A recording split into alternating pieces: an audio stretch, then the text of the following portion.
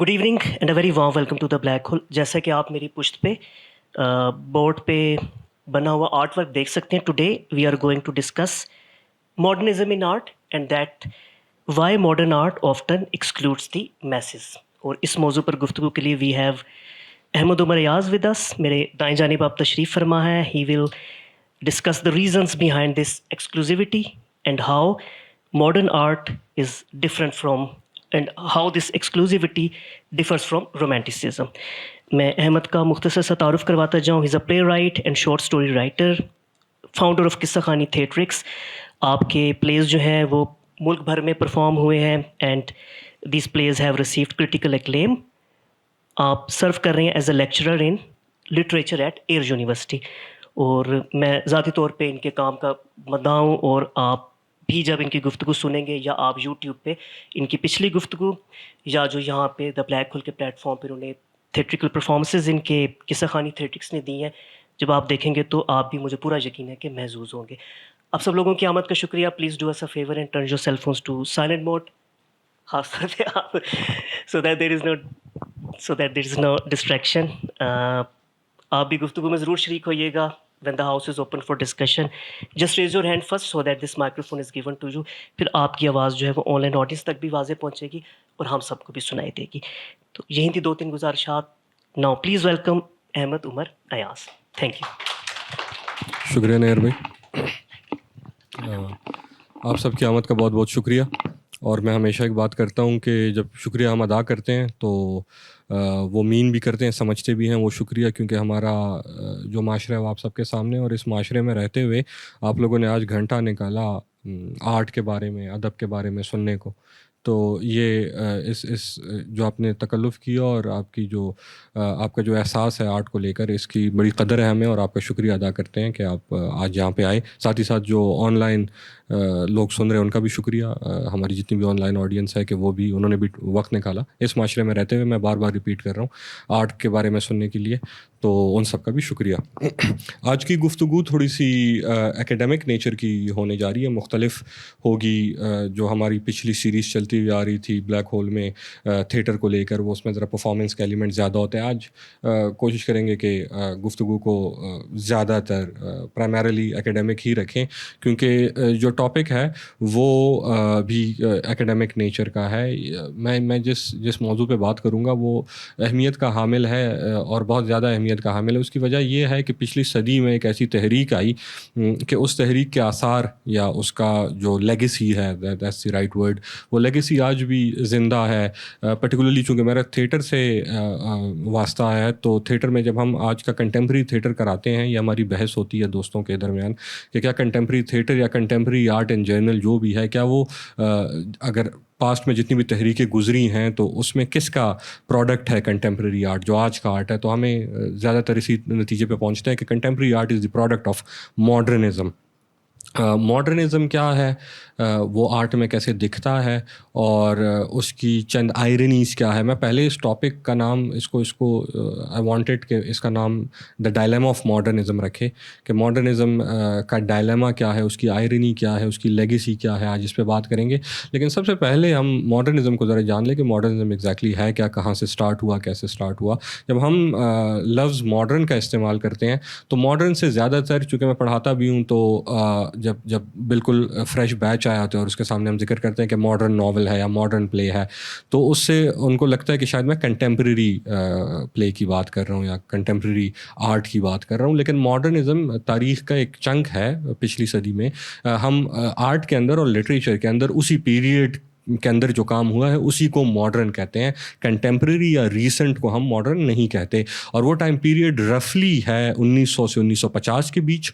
اور اگر ہم اس کو بالکل نیرو ڈاؤن کریں, ایگزیکٹ ہم بتائیں کہ ماڈرنزم کا کیا دور ہے, تو 1914 سے لے کر 1945 تک یہ جو ٹائم پیریڈ ہے, فرسٹ ورلڈ وار کے سٹارٹ سے سیکنڈ ورلڈ وار کے اینڈ تک, یہ جو ٹائم پیریڈ ہے تقریباً کم و بیش 30 سال کا, یہ ماڈرنزم ہے. اور ان جنرل جو first half of the previous century ہے اس کو ہم ماڈرنزم ان جنرل کہتے ہیں. اس کے بعد پھر 30-40 سال تک پوسٹ ماڈرنزم کا راج رہا, جو پوسٹ ماڈرنزم کو بھی لوگ سمجھتے ہیں کہ وہ شاید ریجیکشن یا رسپانس ٹو ماڈرنزم ہے, لیکن اگر آپ اس کو اکیڈیمکلی پڑھیں گے تو آپ کو پتہ چلے گا کہ پوسٹ ماڈرنزم ان جنرل بھی ماڈرنزم کی ہی لیگیسی ہے, وہی چیز ہے, اس کو الگ الفاظ میں جسٹ بیان کیا گیا, یا تھوڑے بہت یقیناً ان کے اختلافات تھے ان کے ساتھ.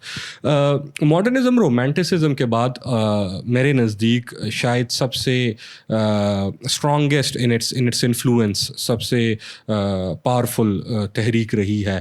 یہ کوئی باقاعدہ تحریک نہیں تھی کہ یہ تو یقیناً جب ایک ٹائم پیریڈ ہو گیا اور اس لوگوں نے, اسکالرز نے جب دیکھا کہ ان 30-40 سالوں میں ایک طرز کا کام ہوا ہے, تو پھر انہوں نے اس کو ایک تحریک کا نام دیا. تو یہ کوئی رومانٹسزم پھر بھی تحریک تھی. اس کے لیے ولیم ورڈزورتھ اور کالرج نے مل کے ایک کتاب لکھی, لیریکل بیلڈز, اور ایک باقاعدہ تحریک کا جو ہے انہوں نے اعلان کیا اس میں, اگر انڈائریکٹ الفاظ میں تھا تب بھی. اور پھر ایک جنریشن آئی. یہ اس طرح کی تحریک نہیں ہے, اس کے اندر بے تحاشا بائی دا وے چھوٹی چھوٹی تحریکیں موجود ہیں, موومنٹس موجود ہیں, فارمز موجود ہیں جن پہ آج ہم بات کریں گے. لیکن جب میں ماڈرنزم کو دیکھتا ہوں ان جرنل, پچھلے 5-6 سال سے اکیڈیمکلی ماڈرنزم کو میں پڑھ رہا ہوں خود بھی, تو مجھے اس بات کا اندازہ ہوتا ہے کہ ماڈرنزم ان اٹس ایسنس, جو اس کی اسپرٹ ہے, وہ کہیں نہ کہیں رومانٹسزم سے ہی جا کے ملتی ہے. اسی لیے میں نے رومانٹسزم کو ماڈرنزم سے اوپر رکھا ان اٹس انفلوئنس, کہ مجھے لگتا ہے کہ modernism in its influence is جو ہے وہ although similar to romanticism, but somehow اگر انفلوئنس کی میں ان نمبر بات کروں یا اس نے کتنے لوگوں کو متاثر کیا, تو وہ رومانٹسزم کا زیادہ ہے, کیونکہ ماڈرنزم بھی اپنا ایسنس جو ہے وہ رومانٹسزم سے ہی بورو کرتا ہے. رومانٹسزم کیا ہے؟ رومانٹسزم کو اگر میں ایک یا دو الفاظ میں بیان کروں تو وہ انفرادیت ہے یا انڈیویجویلٹی کی ریپرزنٹیشن ہے آرٹ کے اندر. ہمارے ہاں اسکول کالجز میں جو ادبی ڈگریاں ہیں, لٹریچر کی ڈگریاں ہیں, ان میں ماڈرنزم, چونکہ میں بھی اسی سسٹم سے ہو کے گزرا ہوں, تو مجھے جو ماڈرنزم کا پہلو پڑھایا گیا وہ یہ تھا کہ it's about nature, primarily nature کو لے کے اس کو ایکسپلین کیا جاتا ہے کہ کچھ شعراء اٹھے اور انہوں نے نیچر کے حوالے سے شاعری کی, لیکن یقیناً ایسا بالکل بھی نہیں ہے. ماڈرنزم جو ہے وہ انفرادی جذبات کی نمائندگی آرٹ کے اندر ہے. اور ایک اور ٹرم رومانٹسزم, اور ایک اور ٹرم یوز کیا جاتا ہے رومانٹسزم کے اندر, اس کو سبلائم بولا جاتا ہے. سبلائم ایک ایسی اینٹیٹی ہے, ایک ایسا پاور ہے, ایک ایسی چیز کا وجود ہے جو ساری چیزوں سے, پوری کائنات سے بڑا ہے. وہ کچھ بھی ہو سکتا ہے, وہ بھی انفرادی ہے سبلائم. فار ایگزامپل کسی کے لیے سبلائم جو ہے وہ کوئی عقیدہ ہو سکتا ہے, ریلیجن ہو سکتا ہے, کسی کے لیے سبلائم ایک فرد ہو سکتا ہے, کسی کے لیے سبلائم نیچر ہو سکتا ہے, کسی کے لیے سبلائم جو ہے وہ موت ہو سکتی ہے. اب جب آپ اس سبلائم کے ساتھ ان کانٹیکٹ آتے ہو, the moment you come in contact with the sublime, you start producing art. And for that very reason sublime is so powerful.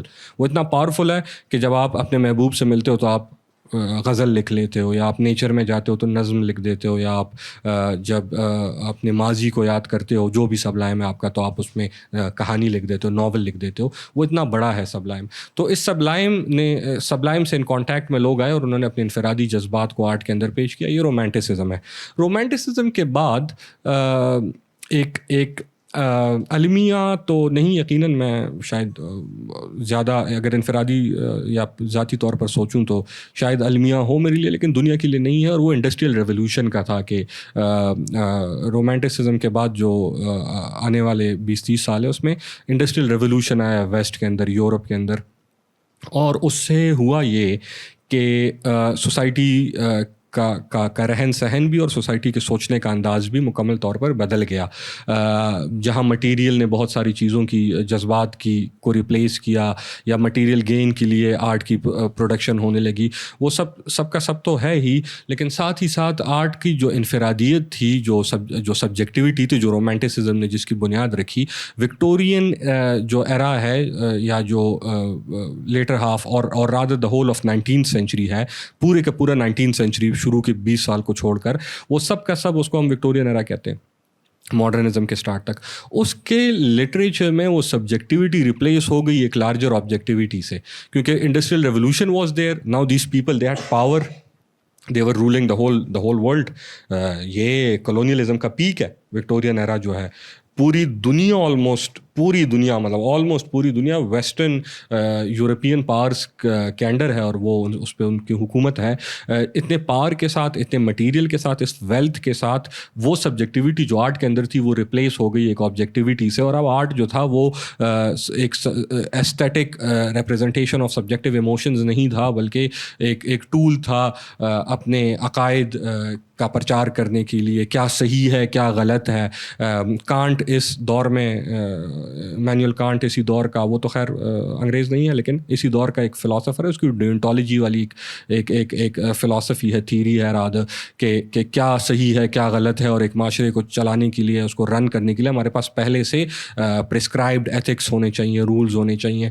تو وکٹورین ایرا میں جب یہ آبجیکٹیوٹی آئی تو they became quite obsessed with morality. اور وہ morality کو لے کر, جیسے میں اکثر جب اپنے دوستوں سے ڈسکس کرتا ہوں یہ چیزیں تو میں نے کہتا ہوں کہ وہ جو بات کرتے ہیں کہ ہم ویسٹ سے 100 سال پیچھے ہیں, تو اس کا اندازہ مجھے تب ہوتا ہے جب میں وکٹورین ایرا پڑھتا ہوں اور اپنی سوسائٹی کو دیکھتا ہوں, تو مجھے لگتا ہے کہ ان کے عقائد یا ان کا رہن سہن یا ان کا سوچنے کا طریقہ جو ہے وہ وکٹورین سے بہت ملتا جلتا ہے, کہ they are very much obsessed with what is moral and what is amoral. اور یقیناً آپ لوگ جو ہے صاحب علم لوگ ہیں, آپ لوگ جانتے ہیں کہ آرٹ کا مورالٹی سے ڈائریکٹلی کوئی واسطہ نہیں ہے. تو وہ آپ تو وکٹورین ایرا بڑا مورل, بڑا اسٹرکٹ ہے ان اٹس آرٹ, اور اس کا جو پروڈکشن ہے وہ بڑا مٹیریل ہے اس کے ادب کا. آپ نمبرز جان کر حیران رہ جائیں گے جو وکٹورین ایرا کے اندر جو لٹریچر پروڈیوس ہوا ہے. ٹنز آف بکس جو ہے اس کے اندر پروڈیوس ہوئی ہیں. وکٹورین ایرا پاپولر لٹریچر کا سٹارٹ ہے. اس دور میں وہ لٹریچر لکھا گیا کہ جس کو عوام جو تھے وہ کنزیوم کرتے تھے, میسز کنزیوم کرتے تھے. اور تو پھر انہوں نے, جیسے فار ایگزامپل آج کے دور میں آپ دیکھ لیں انٹرنیٹ کا دور ہے, تو ٹک ٹاک یا انسٹاگرام یا یہ عوام میسز جو ہے وہ کنزیوم کرتی ہے, اور اس کا ایک تو بوم ہے. تو سملرلی وہ ادب کا بوم تھا, اور وہ ایک الگ ٹاپک ہے, اس پہ بعد میں بات کی جائے گی کہ ایسا کیوں ہوا. لیکن وہ بہت زیادہ لٹریچر پروڈیوس ہوا, اور سب کا سب ایک ہی طرز کا ان آرگینک آرٹیفیشیل لٹریچر جو خود کو جو کہیں نہ کہیں مورالٹی یا سوسائٹی میں کیسے رہا جاتا ہے یا سوسائٹی میں کیسے رہنا چاہیے کے ٹاپکس کے گرد. اگر آپ اس ٹائم کے جتنے بھی لوگ ہیں اٹھا کے دیکھ لیں, چارلز ڈکنس سب سے بڑا نام وکٹورین لٹریچر کا. ڈکنس کا آپ کوئی بھی ناول اٹھا کے دیکھ لیں, ڈکنس از پریچنگ تھرو ہز لٹریچر. وہ بتاتا ہے کہ غریب بچہ, ہر ناول کا سملری پلاٹ ہے آٹوبایوگرافیکل ڈکنس کا اپنا, کہ کیسے غریب بچہ معاشرے سے لڑ کے امیر بن جاتے ہیں, اور کیسے وہ معاشرے کے ایولس کو اوورکم کر کے اور اپنے ذات پہ کام کر کے وہ ایک کامیاب انسان بنتا ہے معاشرے کے اندر. تھامس ہارڈی کو دیکھ لیں, وہ بھی کہیں نہ کہیں he is a bit objective in his morality. آپ جارج ایلیٹ, آپ شعراء اٹھا کر دیکھ لیں, الفریڈ لارڈ ٹینیسن کو دیکھ لیں یا میتھیو آرنلڈ کو دیکھ لیں جو اس دور کے شعراء ہیں, وہ سب بھی کہیں نہ کہیں مورالٹی سے آبسیسڈ ہیں ڈفرینٹ فارمز میں, چاہے وہ ریلیجیس ہو یا سوشل ہو. اب یہ جو وکٹورین دور کا رومانٹسزم کے بعد رومانٹسزم میں انڈسٹریل ریولوشن اسٹارٹ ہوا, وکٹورین ایرا آ گیا. وکٹورین ایرا کے لیٹر ہاف میں ایک تحریک اٹھی, باقاعدہ تحریک تھی, اس کا نام تھا پری ریفلائٹ بردرہڈ. اگر آپ میں سے کسی نے اس تحریک, چھوٹی تحریک تھی نسبتاً, پری ریفلائٹ بردرہڈ ویژول آرٹ کی تحریک ہے, پرائمریلی ویژول, اس میں شاعری بھی ہوئی ہے لیکن وہ ویژول آرٹ کی تحریک ہے. اور انہوں نے کہا کہ جو رینیسانس سے پہلے والا آرٹ تھا, رینیسانس آنے کے بعد جب یورپ میں, وہ الگ ٹاپک ہے رینیسانس میں ڈیٹیل میں نہیں جاؤں گا, لیکن رینیسانس جب یورپ میں آیا 16ویں صدی میں, تو اس نے کہیں نہ کہیں آرٹ میں انسٹیٹیوشنلائزیشن کو جنم دیا کہ بڑے بڑے نام آئے, پرٹیکولرلی ویژول, میں ویژول آرٹ کی بات کر رہا ہوں, مائیکل اینجلو, ڈیونچی, رافائیل. اس کے بعد جتنے بھی لوگ ہیں ان سب نے رافائیل اور مائیکل اینجلو اور ڈیونچی کی طرح کام کرنا شروع کر دیا, تو وہ اپنے آپ میں انسٹیٹیوشنز بن گئے. تو these people pre Raphaelite brotherhood they thought کہ جو اس سے پہلے کا آرٹ ہے, جو رینیسانس سے پہلے کا آرٹ ہے, پرٹیکولرلی میڈیول آرٹ, جو میڈیول آرٹ ہے وہ بڑا را ہے, بڑا پیشنیٹ ہے, بڑا سبجیکٹیو ہے. So the art before Raphael was free from institutionalization, so hence they named themselves pre Raphaelite brotherhood. And they have wonderful paintings, wonderful artists, by the way, all of them, particularly the Rossetti siblings, Dante Rossetti اور Christina Rossetti, یہ دو اس کے بڑے نام ہیں. اور بھی بہت سارے لوگ ہیں, صرف یہ دونوں نہیں ہیں. انہوں نے پینٹنگس بنائیں, اور ان پینٹنگس کی اپنی روایات تھی کہ جو بھی جس ٹرینڈ سے جس طریقے سے وہ پینٹنگس بناتے تھے, اس میں پیشن کا اظہار کیسے کرنا ہے, وہ ساری چیزیں وہ دوبارہ سے الگ ٹاپک ہے. لیکن اس میں ایک ڈائلیما کریٹ ہوا. ڈائلیما یہ کریٹ ہوا کہ وہ پری ریفلیکٹ بردرہڈ جو تھا وہ کہیں نہ کہیں انسٹیٹیوشنلائزیشن کے خلاف بولتے ہوئے خود ایک انسٹیٹیوٹ بن گیا.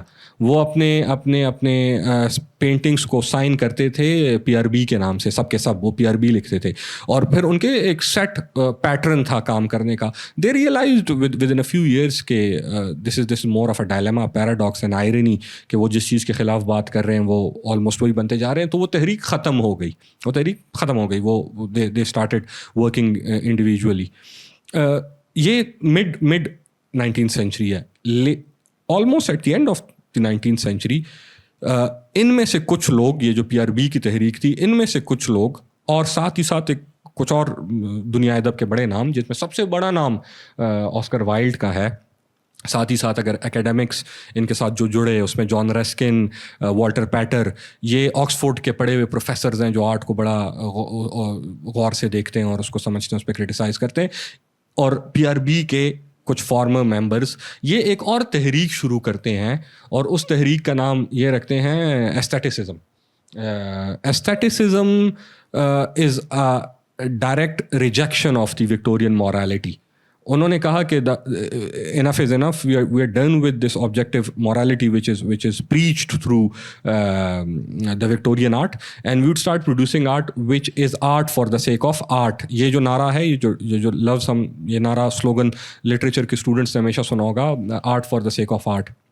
یہ ایستھیٹسزم کا نعرہ ہے, جس میں آسکر وائلڈ, میں نے آپ کو بتایا, سب سے بڑا فگر ہے.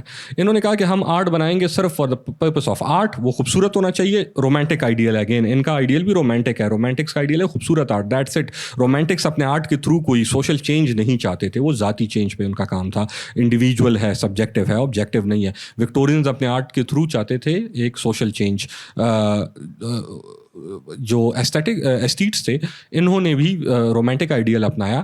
اچھا, ایک انٹرسٹنگ بات یہ ہے کہ جو پری ریفلیکٹ بردرہڈ کا نعرہ تھا کہ پری رافائیل, میڈیول آرٹ کو اگر آپ دیکھتے ہیں نا, تو میڈیول آرٹ بھی ویری سبجیکٹیو ہے, میڈیول آرٹ بھی ویری پیشنیٹ ہے, میڈیول آرٹ بھی ویری وہ ایموشنس پہ ایمفیسس زیادہ ہے آبجیکٹیوٹی کی نسبت. تو کہیں نہ کہیں میڈیول, رومانٹک اور ماڈرن, یہ ایک لڑی مجھے کہیں نہ کہیں نظر آتے ہیں. اس پہ میں بات کرتا ہوں خیر بعد میں.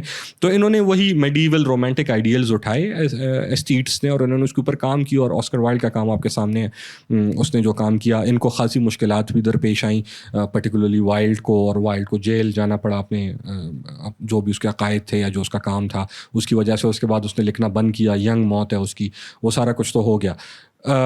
یہ قصہ سنانے کا مقصد آپ کو یہ تھا کہ جو پہلا ماڈرنسٹ ہے وہ ایسٹیٹ ہے دراصل, وہ اسی ایستھیٹسزم کا. اس کا نام ہے ٹی ہیومز, TE ہیومز. ٹی ہیومز ایسٹیٹ ہے, اسی تحریک کا لکھاری ہے, شاعر ہے, اور ایک خاص قسم کی نظمیں لکھتا ہے. وہ چھوٹی چھوٹی پریسائز چھوٹی چھوٹی نظمیں لکھتا ہے ٹی ہیومز. ٹی ہیومز کوئی اتنا فیمس فگر نہیں ہے, لیکن اس کو پہلا ماڈرنسٹ کیوں جانا جاتا ہے؟ کیونکہ یہ وہ دور ہے کہ اب جو ماڈرنسٹ آگے جا کے بننے والے ہیں, جو بڑے نام ہیں, جو جائنٹس ہیں ماڈرنزم کے, particularly in literature, not in visual art.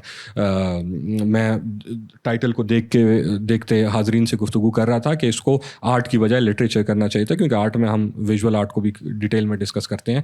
تو یہ میں لٹری آرٹ کے اندر بات کروں کہ جو ماڈرنزم کے جائنٹس ہیں, Ezra Pound, TS Eliot, James Joyce, یہ وہ دور ہے کہ یہ ینگ لوگ ہیں اور کام کرنا چاہ رہے ہیں.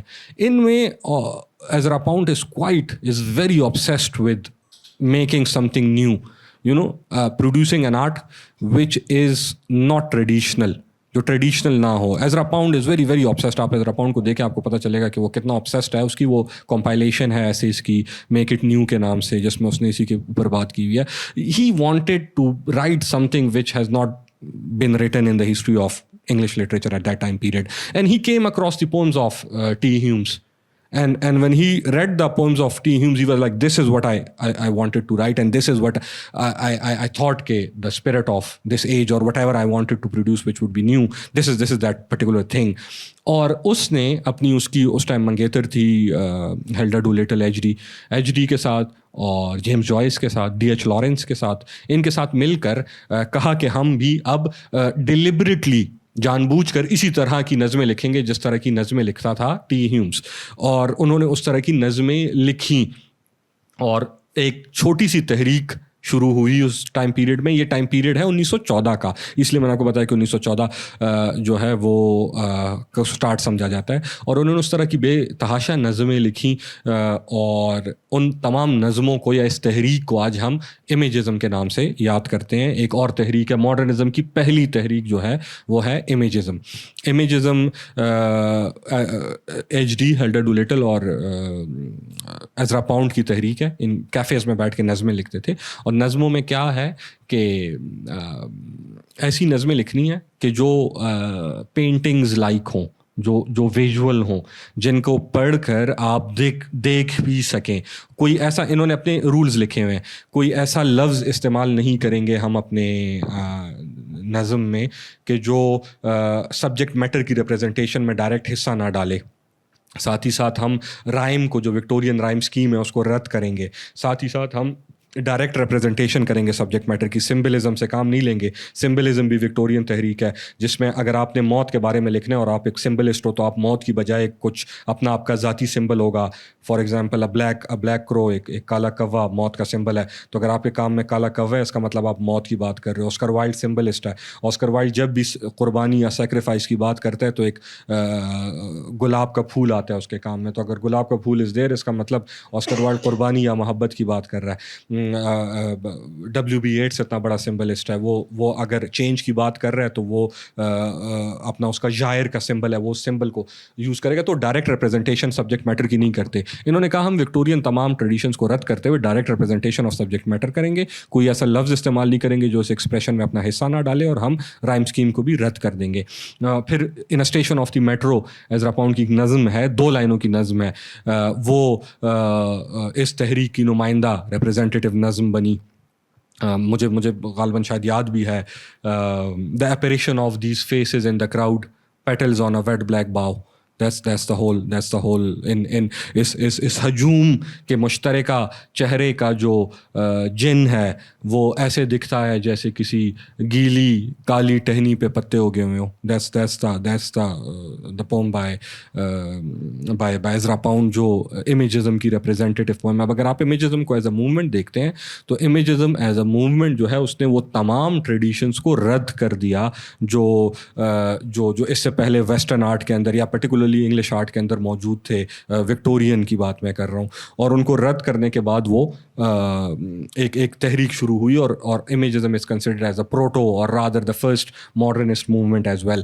تو this was the start of modernism. اس کے بعد پھر ہمارے پاس اس طرح کی تحریکوں کی ایک لمبی لائن ہے، اس طرح کے آرٹسٹ کی جنہوں نے صرف نیا کام کیا ہوا ہے. بائی نیا کام آئی مین کہ اس طرح کی مثالیں آپ کو نہیں ملتی، اتنی ویریشن نہیں ملتی آپ کے پاس. جو ویسٹرن جو ماڈرن آرٹ کے اندر ویریشن ہے اسٹائل کی، فارم کی، سبجیکٹ میٹر کی، آپ مجھے وہ پچھلے یورپین آرٹ کے 2000 سال میں بھی اتنی ویریشن نہیں دکھا سکتے. آپ کلاسکس کو اٹھا کر دیکھ لیں، گریکو رومن آرٹ کو اٹھا کے دیکھ لیں، گریک اور رومن امپائرس کے کام کو، وہ سب کے سب میں کلاسیکل ڈراما جب پڑھتا ہوں مجھے لگتا ہے یہ سب کے سب ایک ہی طرح کا ہے.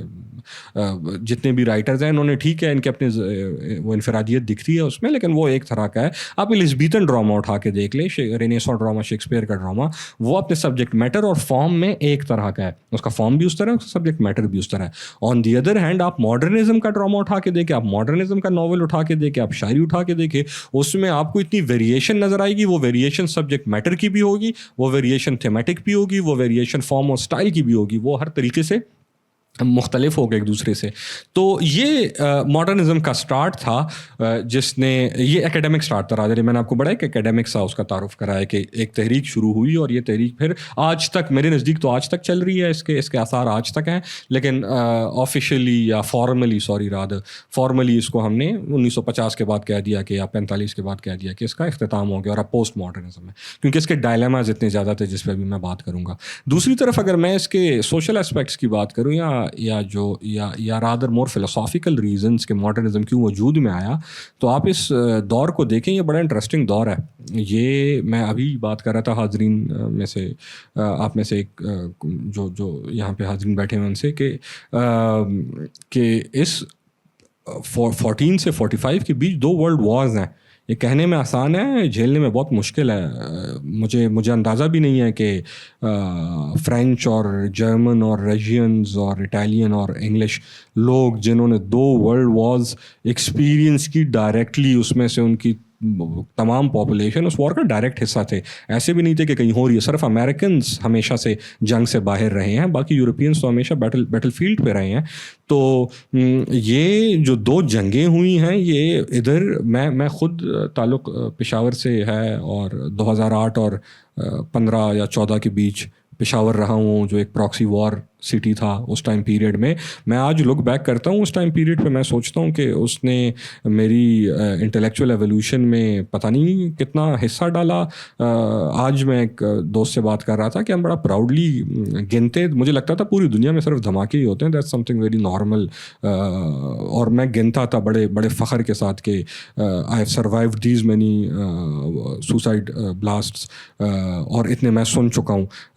40 بائی دا وے, میں 40 اپنے کانوں سے گنتا تھا. میرے پاس ایک نوٹ پیڈ تھا کہ میں 40 دھماکے اپنے کانوں سے سن چکا ہوں. بڑا فخر لیتا تھا اس فیکٹ میں. تو اس نے میری ایولیوشن, پھر APS انسیڈنٹ, اس نے کتنا متاثر کیا میرے تھاٹ پروسیس کو, مجھے آج نظر آتا ہے اس کے تقریباً 8-10 سال بعد. تو دو جنگیں ہو رہی ہیں جس میں پوری دنیا, جس میں کروڑوں لوگ مر رہے ہیں. نو ون کیئرس کہ کیا ہو رہا ہے کیا نہیں ہو رہا, کیا آئیڈیالوجی, کھانا کیسے پورا ہوگا, اکانومی کا کیا ہوگا, سائنس کا, لٹریچر کا کیا ہوگا, اسپورٹس کا کیا ہوگا. نو ون کیئرس.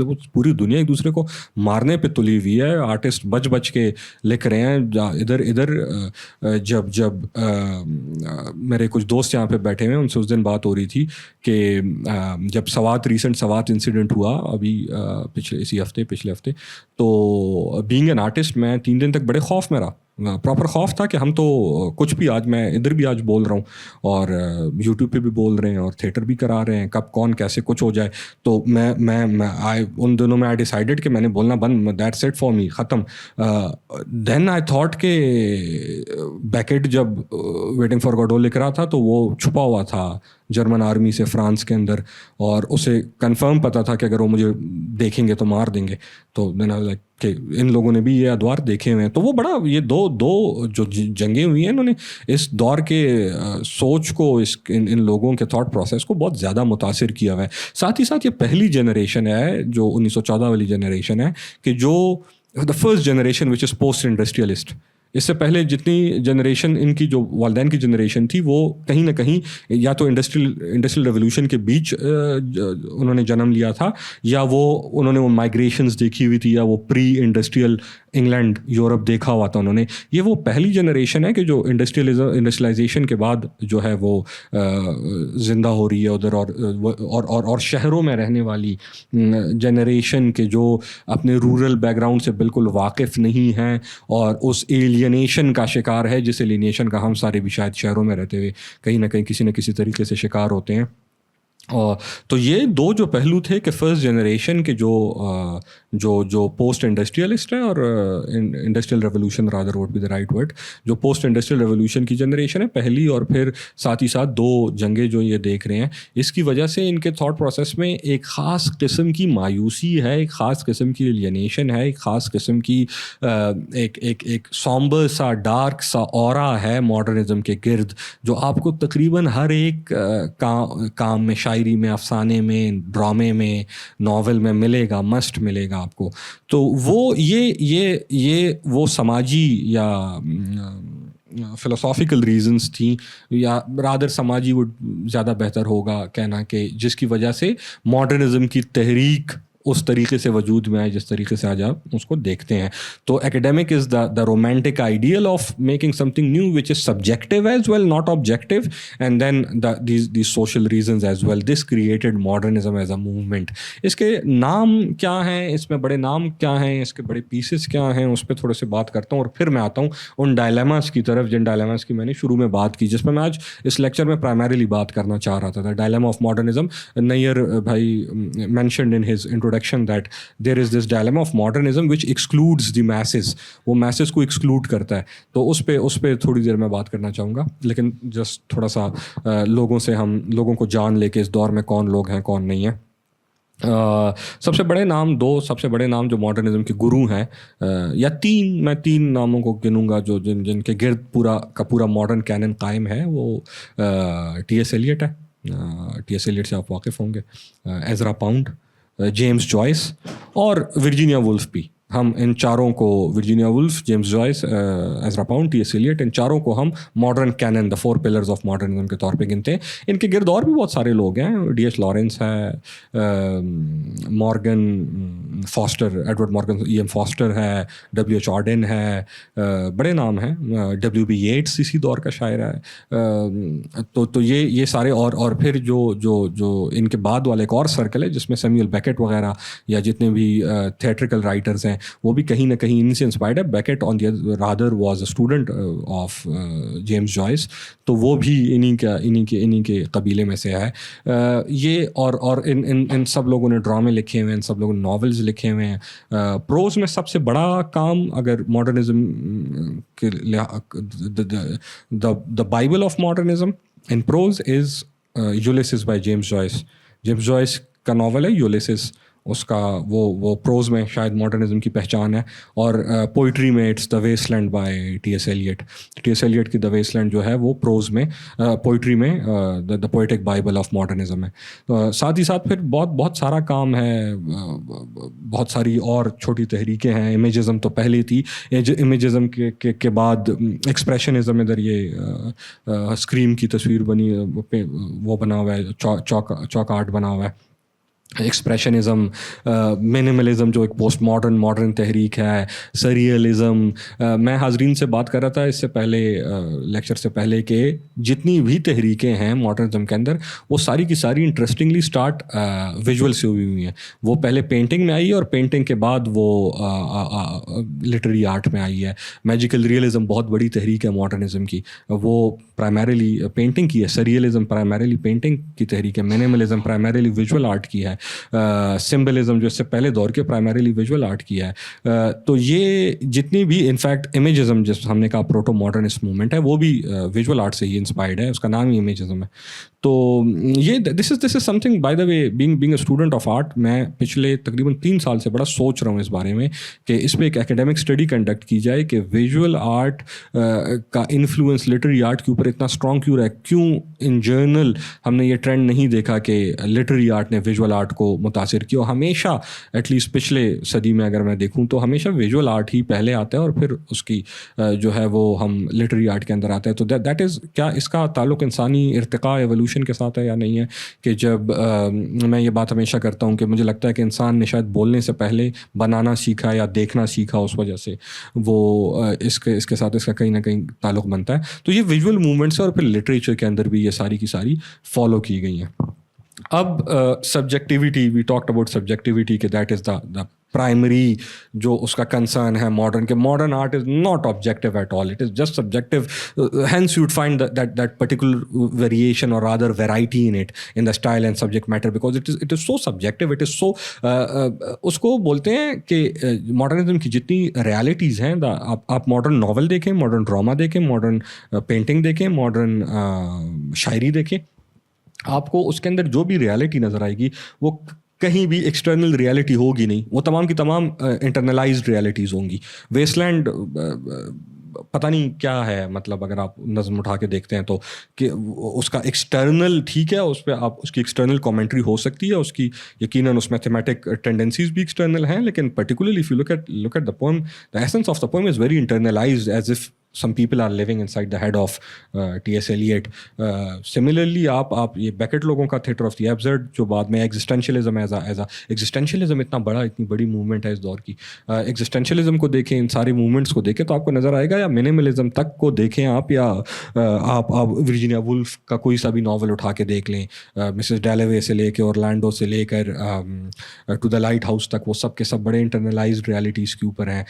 سارے کا سارا کام جو ہے Lawrence on the other hand تھوڑا سا اس نے معاشرے کی بات کی ہوئی ہے, ڈائریکٹلی کی ہوئی ہے, لیکن یقیناً اگر آپ ایسنس میں اس کے ناولس کو دیکھتے ہیں تو وہ کریکٹرائزیشن کے اوپر زیادہ ڈپینڈنٹ ہے اور پلاٹ کے اوپر کم ہے. تو اگر کریکٹرائزیشن کے اوپر اسٹوری زیادہ ڈپینڈ کرتی ہے, اس کا مطلب کہ again the reality is individual, the reality is internalized. تو internalized realities, subjective emotions, the exaggerated representation of subjective emotion rather is modernism, is particularly it is expressionism. Expressionism is the exaggerated representation of subjective emotions, but modernism as well. I mean modernism بھی اپنے آپ میں جو ہے وہ یہی exaggeration ہے. یہ ایگزیجریشن آپ کو پھر یہی, میں چونکہ میرا تعلق تھیٹر سے ہے تو میں تھیٹریکل جو تحریکیں ہیں وہ زیادہ پڑھی ہوئی ہیں. جو پوسٹ ماڈرن تحریکیں ہیں, چند لاسٹ سیریز میں ہم نے بات کی, لاسٹ لیکچر میں ہم نے بات کی تھی تھیٹر آف کرولٹی کے اوپر. Theatre of cruelty is the product of expressionism. Theatre of the absurd is the product of expressionism. To me it is expressionist, very much expressionist, the theatre of the absurd. بعد میں جتنی اور in your face theatre تک جو سارا can کا ہم نے ڈسکس کیا تھا, اس کے تھیٹر تک جتنی تحریکیں ہیں وہ ہمیں کہیں نہ کہیں مجھے ایکسپریشنزم سے متاثر نظر آتی ہیں. تو یہ اس کا you know subjectivities, these dark sombre themes of alienation, death, disappointment in the future, the misery of the human condition, ان ساری میں جب بھی ماڈرنزم کو کلاس میں ایکسپلین کرتا ہوں یا ڈیفائن کرتا ہوں تو میں سیمیول بیکٹ کا جو نوبل سائٹیشن ہے اس کو 1969 میں نوبل ملا اس کے ڈراموں اور ناولس کی وجہ سے. اس کو تو جب نوبل ملتا ہے تو اکیڈمی جو ہے وہ ہمیشہ ایک سائٹیشن پیش کرتی ہے کہ اس بندے کو کیوں نوبل دیا گیا ہے. تو بیکٹ کی نوبل کی سائٹیشن ہے کہ the 1969 Nobel price in literature has been awarded to Samuel Barclay Beckett for his new forms in theatre and his new forms in drama and novel, which in the destitution of modern man they gain their elevation. کہ Samuel Beckett کو Nobel دیا گیا اس کے new forms کے لیے, جو new forms modernism, of course مطلب modernism is all about new forms. اور یہ رائٹنگ جو ہے یہ اپنی ایلیویشن, اپنی عظمت کو پہنچتے ہیں کس وجہ سے, to the representation of the destitution of modern man. The destitution is the مفلسی, دا غربت آف ماڈرن مین, کہ اس کی جو حالت زار ہے ماڈرن مین کی, اور ماڈرن مین کی حالت زار یہی ہے جس کی میں نے بات کی, the last generation, the world wars, the existential crisis, the misery of human condition. تو آپ کو تمام کے تمام جو تھیمز ہیں یا آپ کو جو تمام کے تمام سبجیکٹ میٹر ہے وہ انکلائنڈ ملے گا rather the other side of the human condition, the dark side of human condition. اور سبجیکٹیویٹی ملے گی اسٹائل میں, فارم میں. یہ جتنے موومنٹس کے میں نے نام لیے, سریلزم, منیملزم, ایکسپریشنزم, آپ ان کا ناول شاعری دیکھیں سب سے, یا ان کے پینٹنگ دیکھیں, یہ سب ایک دوسرے سے مختلف ہیں in their structure as well, not just in their subject matter but in their structure as well. So that is modernism all and all in a nut shell for you people. That was still, ابھی تک میں introduce ہی کر رہا ہوں modernism کو کہ modernism ہے کیا, اور کوشش کر رہا ہوں کہ کم سے کم الفاظ کا چناؤ کروں. اب میں the irony of modernism which gave birth to post-modernism as well, and for me that is the exclusion of the masses from modern literature is what I think. No, I not claim that the masses they have been excluded in modern art in general. I can't comment on the visual side of it, but from the literature of modernism the masses are completely excluded. آپ modern literature اٹھا کر دیکھو, مثال کے طور پہ آپ کو میں دا ویسٹ لینڈ سے ہی شروع کرتے ہیں. دا ویسٹ لینڈ بڑی لمبی نظم ہے ٹی ایس ایلیٹ کی, 4 حصوں میں. میں یہ تو سمجھ سکتا ہوں کہ اگر آپ کوئی مشکل پیس آف رائٹنگ پڑھیں تو آپ کو ایک ڈکشنری رکھنی چاہیے اپنے ساتھ, میک سینس, اوکے چلیں. بٹ دا ویسٹ لینڈ سمجھنے کے لیے اس کو کہ کیا ہے ایٹ لیسٹ سرفیس لیول سمجھنے کے لیے کہ کس کی بات کر رہا ہے, مطلب کہنا کیا چاہ رہا ہے, اس کے لیے ڈکشنری نہیں, آپ کو انسائکلوپیڈیا رکھنا پڑے گا ساتھ میں. There are 6 different languages in the poem. اس میں 6 مختلف زبانیں ہیں, لیٹن ہے, جرمن ہے, سنسکرت بھی ہے, اس میں انگریزی بھی ہے. پھر اس میں جو الوژنس ہیں, جو اس میں ریفرنسز ہیں, وہ گریک اور رومن میتھولوجی سے ہوتے ہوئے کرسٹینٹی اور شیکسپیرین ڈراما اور پتہ نہیں کہاں سے ہوتے ہوئے رچرڈ واگنر کے اوپراز سے ہوتے ہوئے آتے ہیں, اور آپ کو نظم میں ملتے ہیں, اور historical political references and literary and philosophical references. اب ایک عام آدمی جو نظم پڑھتا ہے, غزل پڑھتا ہے, وہ ہم محظوظ ہونے کے لیے پڑھتا ہے شاید, موسٹ آف دی پیپل, وہ اس سے علم حاصل کرنے کے لیے شاید کم ہی. آپ پھر میں کوئی انسائکلوپیڈیا دیکھ لوں یا کتاب پڑھ لوں. ویسٹ لینڈ ٹھیک ہے آپ کو علم نہیں دیتا, لیکن آپ کو چیلنج کرتا ہے کہ آپ کے پاس علم ہونا چاہیے ان ساری چیزوں کا, یہ سمجھنے کے لیے, ان ساری چیزوں کے سمجھنے کے لیے. آپ تو یہ تو ویسٹ لینڈ کی بات ہو گئی. آپ جیمس جوائس, آپ ابھی آپ کے پاس اگر فونز ہیں, just Google the most difficult novels in English literature and you would find the top 3 written by James Joyce. Ulysses Finnegan's Wake, Portrait of an Artist as a Young Man. They're too difficult, at least I'm not sure. حاضرین میں سے اگر کوئی مختلف رائے رکھتا ہو, میں نے modernism کے اندر پروفیشنل ڈگری کی ہوئی ہے, میں یولیسز آج تک نہیں پڑھ پایا ہوں, مجھ سے نہیں پڑھی جاتی. Too difficult for me at least. I mean not just the vocabulary, as I was saying, the technique as well, the development of the characters as well, the very technique of stream of consciousness as well, that is something very difficult for me to grasp. Pher Finnegan's and the historical allusions and references which are there in not just Ulysses but Finnegan's Wake and the works of James Joyce in general. پھر Ezra Pound is very difficult poet to read. I mean, if you'd read his cantos, you'd find him very difficult. I also find Virginia Woolf too difficult to read.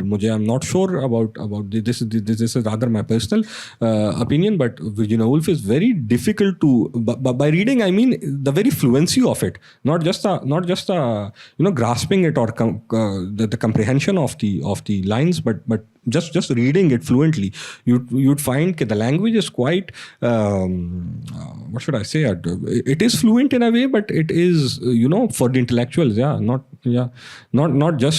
for the masses, it is for the intellectuals. Now this is the dilemma. And then Beckett پہ بات کر لیتے ہیں, جو Beckett کو بھی میں modernist ہی گنتا ہوں, is like the last modernist, first post modernist as well. Beckett کا تھیٹر آپ کو اٹھا کے دیکھ لیں, وہ پھر بھی آپ کو تھوڑا بہت آ جاتا ہے سمجھ, لیکن آپ اس کا ناول اٹھا کے دیکھیں, آپ اس کا novel is too difficult to read. My master's thesis is on Samuel Beckett, and I have not read all of his novels. I tried reading some of his novels. I've just read 2 of his novels, اور وہ بھی بہت مشکل سے, بہت ہمت کر کے I've read his novels. So I find this difficulty throughout, this complexity rather, difficulty is a more different word. تو یہ مجھے تھرو آؤٹ ماڈرن لٹریچر کے اندر, آرٹ کے اندر, میں نہیں کہوں گا لٹریچر کے اندر دیکھی. اور then I started digging it up, اور میں نے دیکھا کہ ایسا کیوں ہے. اینڈ آئی فاؤنڈ کہ this is a real thing by the way. This intellectuals versus the masses is something very real in this very time period between 1914 and 1945. As I was talking about the Victorian time period, and I mentioned one thing, that Victorian art is or Victorian literature is dominated by popular art. Popular art کیا ہے؟ وہ art جو عام آدمی کے لیے لکھا ہو, جو میسز کے لیے ہو. اسٹوری اس کی سمجھ آئے گی, مشکل نہیں ہوگی. اس کے کیریکٹرز فلیٹ ہوں گے, اس میں اسٹاک کیریکٹرز ہوں گے, اس میں اسٹاک پلاٹ ہوگا. جیسے ہمارا پاکستانی ڈراما, کوئی بھی پلاٹ آپ اس کا دیکھ لو, سملر ہوتا ہے. اسٹاک پلاٹ اس کو ہم بولتے ہیں, کہ پہلے سے تیار کردہ پلاٹ اٹھا کے اس میں کچھ بھی ڈال دو. پہلے سے کچھ ایک مولوی صاحب کا کیریکٹر, ایک پپو کا کیریکٹر, ایک ساس کا, ایک بہو کا, ایک مرد کا, وہ کچھ ایک فارمولا بنا کے آپ. تو یہ پاپولر آرٹ آپ دیکھو جو وکٹورین ٹائم پیریڈ کا ہے, وہ سب کا سب سملر ہے.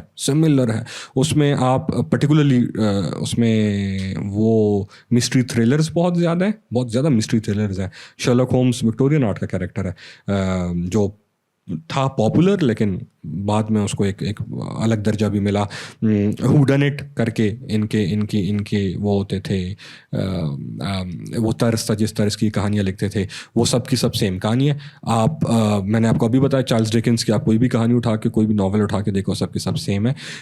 یہ چیز جب ہوئی تو اس کی پاپولیرٹی اتنی بڑی کہ intellectual somehow they felt, ان کو لگا, ان کو اس بات کو شاید انہوں نے محسوس کیا کہ ان کی سگنیفیکنس کم ہو رہی ہے, if not significance at least ان کے نمبرز گر رہے ہیں.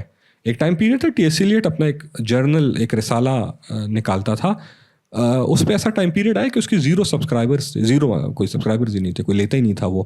آئی ریڈ کہ جی بی شو اسٹرگلڈ الاٹ جب وہ اپنا ایک ناول, غالباً ناول پبلش کرنا چاہ رہا تھا. ہی کوڈنٹ پبلش, کوئی انٹرسٹڈ ہی نہیں ہے جے بی شاہ کو پڑھنے کے لیے, کوئی انٹرسٹڈ ہی نہیں ہے ٹی ایس ایلیٹ کو. یہ میں بات کر رہا ہوں ارلی 20th سینچری کی. تو مجھے لگتا ہے کہ دس از اے ڈیلیبریٹ, ایک بڑا ڈیلیبریٹ ایکسکلوژن ہے ماڈرنسٹ کی طرف سے, کہ انہوں نے سوچا کہ اس سے پہلے کہ میسز ہمیں ایکسکلوڈ کر دیں, let's exclude the masses from our work.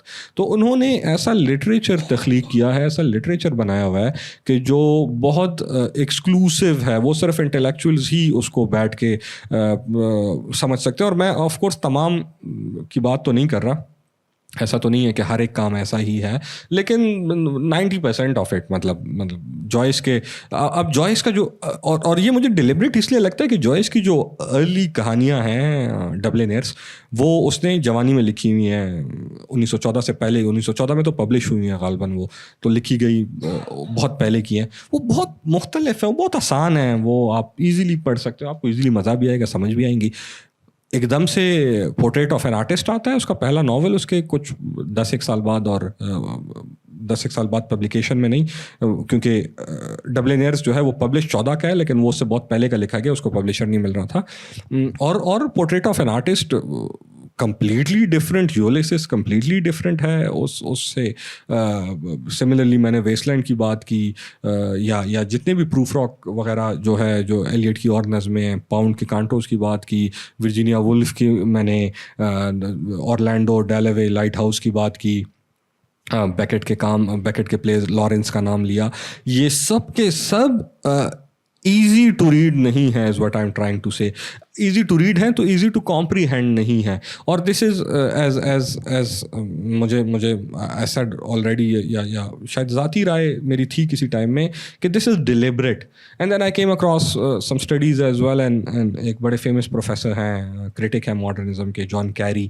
ان کی 2-3 کتابیں ہیں. ان کی ایک کتاب ہے, مجھے اس کا پورا نام title, intellectuals versus the masses, یہ ان کی کتاب ہے. اور ساتھ ایک what good are the arts کر کے ان کی کتاب ہے, جس میں انہوں نے بڑا کرٹیسزم کیا ہوا اس ٹرینڈ کے اوپر, کہ کیسے, اور بقول ان کے تو کیری کے, کہ جو یہ جو ایفرٹ ہے ایکسکلوژن کا, یہ صرف ایکسکلوژن کا نہیں ہے, بلکہ پاپولر آرٹ کو کے کرٹیسزم کا بھی ہے, کہ اس میں پاپولر آرٹ کو کافی کرٹیسائز کیا گیا ہے. اور اس نے بڑے چن کے جو ہے وہ ریفرنسز نکالے ہوئے ہیں اس سے, دا ویسٹ لینڈ سے بہت زیادہ ریفرنسز ہیں اس کے, کہ کیسے اس میں جو پاپولر آرٹ ہے یا پاپولر کلچر ان جنرل ہے, اس کو کیسے بیلیٹل کیا گیا ہے, اس کی کیسے کی ہوئی ہے. تو کیری کا کام پڑھا میں نے, مجھے لگا کہ یہ this is something. And then finally مجھے جب I reread rather these 2 essays by T S Eliot himself, tradition and individual talent and the metaphysical poets. اس کے 2 ایسیز ہیں ٹی ایس ایلیٹ کے, ٹریڈیشن اینڈ انڈیویجول ٹیلنٹ اور the metaphysical poets. اور دونوں میں اس نے بڑا کیٹیگوریکلی مینشن کیا ہوا ہے کہ ایک شاعر یا ایک آرٹسٹ جو ہے وہ ایک عام آدمی سے رتبے میں زیادہ ہے, انٹلیکچوئل رتبے میں زیادہ ہے, اور اس کا معاشرے میں الگ مقام ہے. اس لیے میٹافزیکل پوئٹس میں تو لائن ہے کہ it is rather the demand of our time that the poetry we produce should be complex. وہ کمپلیکس ہونی چاہیے, وہ اپنے تھاٹ میں, اپنے سبجیکٹ میٹر میں, اپنے فارم میں کمپلیکس ہونی چاہیے. تو ان کے فارمز بھی کمپلیکس ہیں, ان کے سبجیکٹ میٹرز بھی کمپلیکس ہیں. اور یہ انہوں نے ایک ڈائلیما اس کا ایک بن کے سامنے آتا ہے کہ ایک ایسی تحریک کے جو آج تک جس کے آثار ہمیں نظر آتے ہیں وہ کہیں نہ کہیں بڑی ایکسکلوسیو ہے, اور یہی وجہ ہے شاید, یہ ایکسکلوسیو نیچر ہی ہے اس کی, کہ میں جب بھی, کیونکہ جب فریش بیچ آتا ہے ہمارا بی ایس کی ڈگری میں, تو میں ان سے پوچھتا ہوں آپ کس کس کو جانتے ہیں, آپ نے یہ نام سنا ہوا ہے, یہ نام سنا ہوا ہے. انٹرسٹنگلی ایک بڑا واضح پیٹرن ہے کہ ہم سب جانتے ہیں, وکٹورینس کو سارے لوگ جانتے ہیں, ہمارے بچے جو ہیں وہ رابرٹ لوئس اسٹیونسن کو بھی جانتے ہیں, ڈکنس تو چلو بڑا ہی عام ہے, اس کا نام عام ہے. وہ ہم رینیسوں کے بھی ایون ہم ان کو بھی جانتے ہیں, جو بین جانسن وغیرہ کا نام نسبتاً زیادہ ہے, کرسٹوفر مارلو کا زیادہ ہے, شیکسپیئر کا, جوناتھن سوئفٹ کا نام ابھی لیا گیا ہے, جو ایون ان کے بعد نیو کلاسکس بھی ہیں ان کو بھی ہم جانتے ہیں. میں جب بچوں سے پوچھتا ہوں بیچ میں کہ کیا آپ نے ایم فاسٹر کا نام, یا کیا آپ نے ڈبلیو جارڈن کا, یا بیکٹ کا, یا باؤنڈ ایلیٹ کا بھی, and most of them Virginia Woolf کا سنا ہوتا ہے. زیادہ تر بچیوں نے ورجینیا وولف کو پڑھا ہوتا ہے, وہ بھی اس کو رومانٹیسائز کرتے ہیں فار سم ادر ریزنس. اس کے علاوہ جو ہے وہ یہ واقف ہی نہیں ہوتے ان سے. تو مجھے لگتا ہے کہ ایک تو ہمارے کریکولمز میں وہ شاید اس طریقے سے شاید انکلوڈ نہیں ہوئے ہیں, شاید I am not sure exactly کہ ایسا ہے کہ نہیں ہے, لیکن یہ کمپلیکسٹی جو ہے ان کے کام کی وہ شاید ایک بڑا اس میں کردار ادا کرتی ہے کہ اس سے واقف نہیں ہوتے ایون وہ اسٹوڈنٹس بھی جو لٹریچر کے اندر ڈگریز کرنا چاہتے ہیں. تو یہ اس کا ایک ڈائلیما ہے. پھر انہوں نے اسی وجہ سے ایک مسئلہ اس کے ساتھ درپیش آیا کہ یہ ایکسکلوژن اتنی زیادہ ہو گئی کہ انہوں نے سم ہاؤ اگین وہ آرٹ کو کیننائز کر کے اس کے اندر جب میسز کو ایکسکلوڈ کیا تو وہ اپنے وہ میگا نیریٹیوز ان کے بننے لگے کہ آرٹ اس طرح کا ہونا چاہیے. تو وہ کہیں نہ کہیں ہوتے وہ سبجیکٹیوٹی کو لے کر اور رومانٹک آئیڈیلس کو لے کر وہ پھر اس میں کہیں نہ کہیں آپ کو انسٹیٹیوشنلائزیشن نظر آتی ہے اسی ایکسکلوژن کی وجہ سے, کہ یہ جو آپ اس کو مشکل بنا رہے ہو, یا آپ اس کو کمپلیکس بنا رہے ہو, یا آپ اس کو ایکسکلوڈ کر رہے ہو اس میں سے میسز کو, عام آدمی کو, آپ عام آدمی کے لیے کہانی نہیں لکھ رہے ہو, عام آدمی کے لیے شاعری نہیں لکھ رہے ہو. اس کی وجہ سے یہ ہوا کہ وہ جب ایکسکلوسیو بنا تو اس میں بھی اپنی انسٹیٹیوشنلائزیشن آ گئی. تو جو پوسٹ ماڈرنزم ہے وہ دراصل اس انسٹیٹیوشنلائزیشن کی نفی ہے اور اس کا ریجیکشن ہے. And then they rather these mega institutionalised narratives they started creating mini or many narratives, اور انہوں نے کہا کہ آرٹ بس سب کچھ آرٹ ہے, مطلب کوئی آرٹ کی ڈیفینیشن نہیں ہے.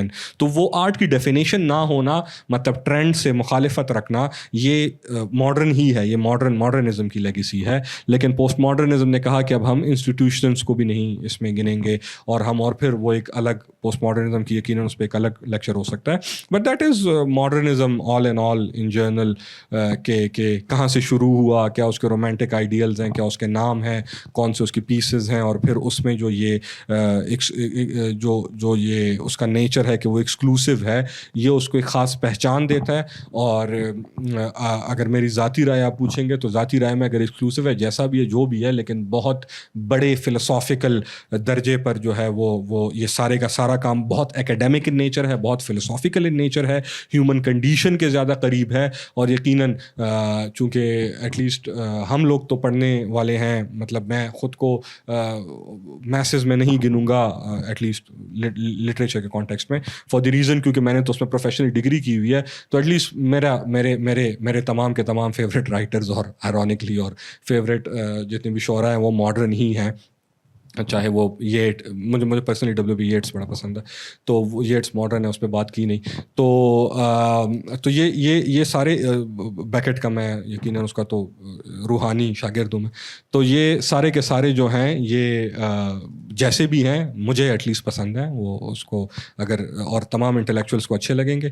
مجھے اس بات کا بھی یقین ہے کہ ادھر جتنے بھی لوگ آتے ہیں وہ بھی انٹلیکچوئلز ہوتے ہیں. تو آپ نے اگر ماڈرن لٹریچر سے واقفیت نہیں ہے تو آپ بھی پڑھیے گا کوئی پیس ماڈرن کا پوسٹ ماڈرن کچھ بھی پڑھ لیجیے گا تاکہ ان سے آپ کی واقفیت ہو, آپ ان کو جانیں اور یقیناً آپ کو یہ پسند بھی آئیں گے. ان لیکچرز کا مقصد کیا ہے, یہ دا بلیک ہول کے توسط سے نیر بھائی اور ان ساروں کا یہ اور ہم سب کا یہ ماننا ہے کہ ہمارے شہر میں ہمارے ملک میں اس طرح کی محافل نہیں ہوتے, اس طرح کی محافل نہیں ہوتی.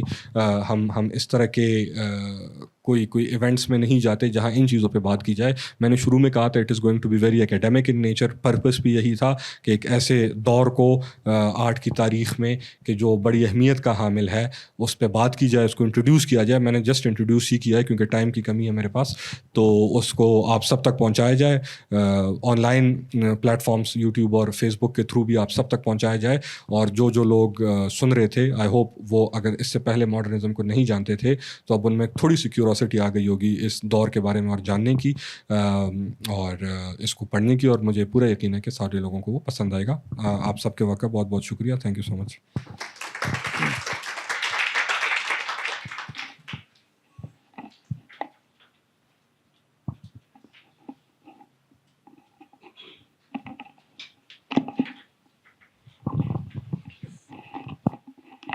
بہت شکریہ جناب, بہت ہی تھاٹ پروکنگ اور آپ نے سیر کرا دی ہمیں تھوڑے سے وقت میں.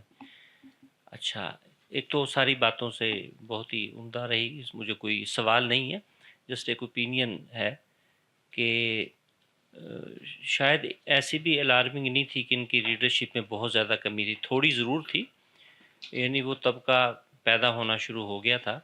آپ یہ دیکھیے کہ ابھی ایلیٹ پوری طرح پاپولر نہیں ہوئے. 1915 میں غالباً پروف راک آ رہی ہے اور وہی تعارف بنتا ہے پاؤنڈ سے ان کی کہ ان کا یہ ہے وہ جو میں نظم چاہ رہا ہوں اس میں پوٹینشل ہے.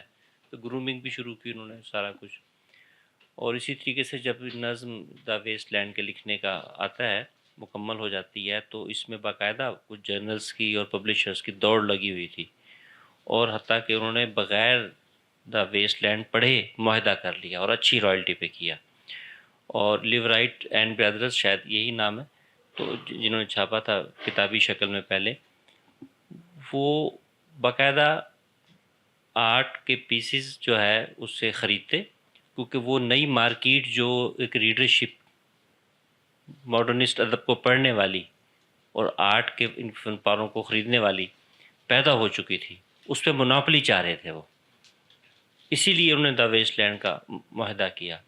تو وہ تیزی سے, ہاں یہ بات درست ہے کہ اتنا نہیں تھا, لیکن تیزی سے 20s اور 30s 40s میں وہ لیڈرشپ ان کی بڑھ رہی تھی. تو باقی ایمبیگوٹی یقیناً موجود ہے, وہ موجود ہے, کچھ چیزیں کھل چکی ان چیزوں کی. تو لیڈرشپ کا مسئلہ اس طرح بہت زیادہ 30s 40s میں نہیں تھا. بس باقی بہت عمدہ جناب آپ کا. جی نہیں بالکل, بہت شکریہ. ایسا ہی ہے, آئی ایگری کہ مجھے بھی یہی لگتا ہے کہ وہ اپنی ایک ریڈرشپ بنا رہے تھے, اور یقیناً آج تو وہ بڑے نام ہیں, ابھی تو خیر 100 سال سے اوپر ہو گیا, لیکن بالکل ایسا ہی ہے کہ پاپولیرٹی ان کی گرو کی ہے ٹائم کے ساتھ, اور وہ لٹری جائنٹس کے طور پہ سامنے آئے ہیں. مجھے ویسے ایک جو آپ نے پبلیکیشن کی بات کی, تو دا ویسٹ لینڈ آپ کو پھر اس کا بھی اندازہ ہوگا کہ وہ دونوں کی کائنڈ آف مشترکہ نظم اس طریقے سے ہے کہ وہ جب ایلیٹ نے پہلے لکھی تو اس نے پاؤنڈ کو ڈرافٹ بھجوایا پہلے, اور پاؤنڈ نے اس کو بڑا ایڈٹ کیا, بہت زیادہ ایڈٹ کیا. اور یہ کیری کا کہنا ہے, وہ جان کیری کا, مجھے اس بات کا اتنا زیادہ علم نہیں ہے, کہ ہی سیڈ کہ ہی ریمووڈ آل دی پاپولر ریفرنسز. تو جتنے بھی پاپولر کلچر کے ریفرنسز تھے وہ پاؤنڈ نے اس سے ایکسکلوڈ کیے, اور ایک پرٹیکولر آڈینس کے لیے, ایک نیش کے لیے اس کو کرافٹ کیا اس طریقے سے, اور پھر اس کو دوبارہ بھیجا. تو ہی لائک اٹ سو مچ کہ اس نے اس کو پوری نظم ہی ڈیڈیکیٹ کر دی. تو اگر آپ ویسٹ لینڈ اٹھا کے دیکھتے ہیں, اس میں پہلی لائن جو ہے وہ آپ کو پڑھنے کو ملتی ہے, to Ezra Pound the better craftsman, کہ ایزرا پاؤنڈ جو ہے وہ بیٹر کرافٹس مین ہے کیونکہ اس نے اس کو بہتر بنایا ہے اس نظم کو. اور بھی تو مجھے لگتا ہے کہ وہ شاید یقیناً, بلکہ شاید کیا کہ وہ اپنی خاص ریڈرشپ چاہ رہے تھے, اینڈ دے وانٹیڈ کہ وہ ایک پرٹیکولر نیش کے اندر جائے, خاص مارکیٹ کے اندر جائے. بالکل ایسا ہی ہے. Gilani director for idea save the human race. ویسے لٹریچر کا کام جو ہوتا ہے وہ سدھارنا ہوتا ہے، ڈائریکٹ کرنا، انسٹرکٹ کرنا ہوتا ہے یا ہونا چاہیے. ویسے تو عام طور پر کہتے ہیں کہ دنیا میں ادب نام کی کوئی چیز نہیں ہوتی. یہ ہم جو کچھ کرتے ہیں یا ہو رہا ہوتا ہے اسی میں سے ہی ادب تخلیق ہو رہا ہوتا ہے. اور ماضی میں جب بھی ہم دیکھتے ہیں ڈکن ہیں، تھامس ہارڈی ہیں، جنہوں نے نیچر اور اس وقت کا جو سماج ہے، خاص طور پر ہارڈی کے اور ڈکن کے جو ناول ہیں، ڈکن نے جو سوشل لائف اور ویلفیئر اور فیکٹریز کے اندر جو ورکرز کے اوپر ہوتا تھا ظلم، اس کو جب اس نے ڈپکٹ کرنا شروع کیا تو وہیں سے کارل مارکس نے بھی پھر اپنی فلاسفی بیس کی، کیونکہ بڑے تینوں گریڈز جو ہیں وہ ایک ہی، چارلز ڈکن، چارلز ڈارون اور تیسرے جو کارل مارکس، یہ تینوں ایک ہی اشرے کی مطلب پیداوار ہیں، ایک ہی طرح کی سوچ، ایک سائنٹیفک دے رہا ہے، ایک لٹرل دے رہا ہے، ایک اوورال سوشل دے رہا ہے. تو ماضی میں جب ان کے وقتوں میں دیکھتے ہیں تو اس وقت ماسٹر پیسز ہمیں بورڈ سے ملتے ہیں. شیکسپیئر کے پوائنٹ آف ویو سے دیکھیں یا ناول کے پوائنٹ آف ویو سے، اس وقت کہتے تھے کہ sex was in the deep and love was on the surface. That's why love and death was the central theme of the all masterpieces. اب جب ہم پوسٹ وکٹوریا پیریڈ آتے ہیں، جس کے بعد لائف کنڈیشن کی گئی، اور آئی تھنک ورلڈ وار 1 کرنے کا مقصد بھی اور ورلڈ وار 2 کا بھی تھا کہ زندگی کو آپ کارپوریٹ کرنا ہے، کنڈیشنل کرنا ہے، ایجوکیشن کے ساتھ جوڑنا ہے، اور اس میں ہیومن رائٹس بھی آ گئے، امپاورمنٹ آف ویمنس بھی آ گئی. جتنی ہم اسٹیپ اپ ہوتے ہیں تو اس میں یہ دیکھ رہے ہیں کہ اب جو ہے وہ لو جو ہے وہ ڈیپ میں ہے اور سیکس جو ہے وہ سرفس پر ہے، اور کمپلیکسٹیز اسی بنیادوں پر ہو رہا ہے. پھر سوسائٹیز کا مرجر بھی ہو رہا ہے. پھر لائف جب اوپن ہو رہی ہے تو اس میں بھی انڈیویجولزم ہی جو ہے وہ ڈومینیٹ ہو رہا ہے، جس میں لیڈنگ فگر جو ہے وہ امریکہ ہی ہے، اور سبجیکٹیوازم اسی وجہ سے موجود ہے. تو ہر فرد جو ہے وہ ایک الگ سے طریقے سے لکھ رہا ہے. یعنی کہ آج کے دور کا المیہ جو ہے وہ تعلیم ہے، روزگار ہے، اکنامک انڈیپینڈنس ہے، اور اس طرف جتنی سوسائٹیز آ رہے ہیں ان کو کنٹرولنگ جو فگر ہیں یا کنٹرولنگ جو اتھارٹیز ہیں وہ پالیٹکس ہی ہے. تو اب جو ہے وہ ادب پس منظر میں جاتا دیکھ رہے ہیں، اور یہ بھی ہے کہ جو ادب کریٹ کرے گا اس میں ایک ٹچ آف میڈنس ہونا چاہیے، اور وہ ٹچ آف میڈنس اب ہم بہت کم جو ہے وہ دیکھ رہے ہیں. اور جو پولیٹیکل سلیشز ہو رہی ہیں ہمارے اوپر، اسی کی بنیاد پر جو چیزیں ظہور پذیر ہو رہی ہیں. تو آپ کیا سمجھتے ہیں کہ کیا واقعی جو ہے وہ ایک سوسائٹی کا آج جس دور سے ہم ایشیا افریقہ میں اور پاکستان انڈیا میں گزر رہے ہیں، ایک خلفشار کا دور ہے، پھر کوئی کلاسک دور آئے گا، پھر ایک آرٹ کا دور آئے گا. اور جیسا کہ آپ کہتے ہیں کہ آرٹ میں مورالٹی نہیں ہوتی، اور جب مورالٹی نہیں ہوتی تو پھر جو لکھ دیا جائے، جو کہہ دیا جائے، کیا یہ ادب بنتا جائے گا؟ اور کیا ادب کا فیوچر بھی ہے یا آگے پولیٹیکل فورسز ہی کنٹرول کریں گی؟ جی شکریہ. یہ تو ایک ہی نس پہ ایک الگ جو آپ نے سوال پوچھا، ایک الگ لیکچر ہو سکتا ہے پورا. 3 سوال مجھے سمجھ میں آئے کہ کیا ایک اور دور آئے گا کہ نہیں، اور کیا جو شخص جو بھی لکھنا چاہے تو کیا اس اسٹینڈرڈ کو میٹ کرے گا کہ نہیں، اور کیا آگے اور آگے کیا پولیٹیکل فورسز ہی اس کو کنٹرول کریں گے کہ نہیں. میں اسی سوال سے شروع کرتا ہوں. مجھے لگتا ہے کہ ادب لٹریچر جو تھا وہ آنے والے 100 سالوں میں شاید کتاب سے مکمل ہی ختم ہو جائے. یہ میری ایک ذاتی انسیکیورٹی بھی ہے، کیونکہ ابھی ایٹ لیسٹ میرے لیے بھی جو کتابیں پڑھنے والا ایک بچہ تھا، ٹین ایجر تھا، اب میں کتابوں سے زیادہ فلمیں اور جو سیریز آتی ہے جو وہ پریفر کرتا ہوں، اور میں وہ دیکھ لیتا ہوں. میں اس کو 2-3 ہفتے دے کے یا لمبی سیریز یا جتنی بھی ہے. تو مجھے لگتا ہے کہ شاید ادب رہے گا تو رہے گا، آرٹ بائی ادب اف یو مین آرٹ رہے گا تو رہے گا، لیکن اسٹوری ٹیلنگ جو پہلے کتاب میں ہوتی تھی وہ 100 سالوں میں شاید مکمل اسکرین یا جو بھی اس ٹائم کی ٹیکنالوجی ہوگی اس میں شاید مکمل ٹرانسفارم ہو جائے. کیونکہ فلم تو بڑی نئی یا اسکرین تو بہت نئی دریافت ہے یا ایجاد ہے ساری. تو ایجاد وہ پچھلے 50 سال کی ہے، 100 سال سے بھی کم ٹائم پیریڈ کی جو اس کا عروج ہے. اور ابھی OTTs کے بعد سے اور اس کے بعد سے تو اسکرین نے کتاب کو کائنڈ آف اف مکمل نہیں تو بہت حد تک ریپلیس کر دیا. تو وہ آرٹ کا ایسنس رہے گا یا اسٹوری ٹیلنگ کا ایسنس رہے گا, لیکن وہ ٹرانسفارم ہو جائے گا اسکرین پہ یا جو بھی ٹیکنالوجی ہوگی وہ. ادوار تو آتے رہیں گے, ادوار تو آپ یورپ کو بھی دیکھ لیں تو یورپ نے جہاں گریکو رومن اتنے بڑے کلاسیکل نام ہے سب کے اس کے بعد 1000 سال تک کوئی ایک رائٹر بھی نہیں ہے, کوئی ایک بھی نہیں ہے رینیسانس سے پہلے. ایک چوسر ہے, اس کو بھی بس زبردستی کا سب مان لیتے ہیں, یا وہ اٹیلین ہیں 2-3, وہ بھی رینیسانس سے قریب ہیں. فال آف رومن امپائر سے لے کر رینیسانس کے 50-100 سال پہلے تک کوئی آپ کو کوئی نام ہی نہیں ملتا, لیکن اس کے بعد پھر ایک ایسا رینیسانس آتا ہے اور ایک الگ. تو یہ تو اقوام پہ. پھر اگر آپ ایسٹ کی بات کریں, جو ایسٹ ہے, تو ایسٹ میں جب یہ لوگ ڈارک ایجز سے گزر رہے تھے تو ادھر گولڈن ایج آف اسلام بھی اسے بولا جاتا ہے, جو عرب کلچر نے دنیا پہ راج کیا ہوا ہے, تو وہ سائنس بھی پروڈیوس کر رہے تھے. اور تو اس کا کہیں نہ کہیں تعلق پالیٹکس اور اکنامک ریزن سے ہوتا ہے. تو مجھے لگتا ہے ابھی ہم جس دور میں رہ رہے ہیں تو ہمارا جو ریجن ہے وہ ابھی اوپستی والے دور سے گزر رہا ہے. تو اس میں تو کوئی شک نہیں کہ ہم ایک دن اوپر جائیں گے, وہ پھر اس ٹائم کو انجوائے کریں گے. پھر 1000 سال ہمارا دور رہے گا, پھر دوبارہ سے کوئی واقعہ ہو جائے گا جس سے ہم جو ہے وہ کہیں نہ کہیں, تو وہ تو یہ تو چلتا رہے گا یہ ساتھ ہی ساتھ جو اس کا وہ ہے. اور میں پرسنلی اپنے ادب سے بہت زیادہ مایوس نہیں ہوں. مجھے لگتا ہے کیونکہ میرے دوست ہیں جو جن کو شاید آپ لوگ نہیں جانتے, لیکن اگر آپ ان کا کام دیکھیں گے تو آپ کو پتہ چلے گا کہ تو اس طرح کے بہت سارے لوگ ہیں. اس میں سے یہ 3-4 لوگ ادھر جو کیمرے پکڑ کے بیٹھے ہیں یہ بھی انہیں میں سے ہیں. آپ ان کو شاید نہ جانیں, لیکن آپ ان کا کام دیکھیں تو آپ کو پتہ چلے گا کہ ان کا کام بہت اچھا ہے. تو اس طرح کے بہت بے تحاشا لوگ موجود ہیں جو کام کر رہے ہیں, اس کو وہ پذیرائی نہیں مل رہی, لیکن شاید 50-100 سال بعد ملتی رہے.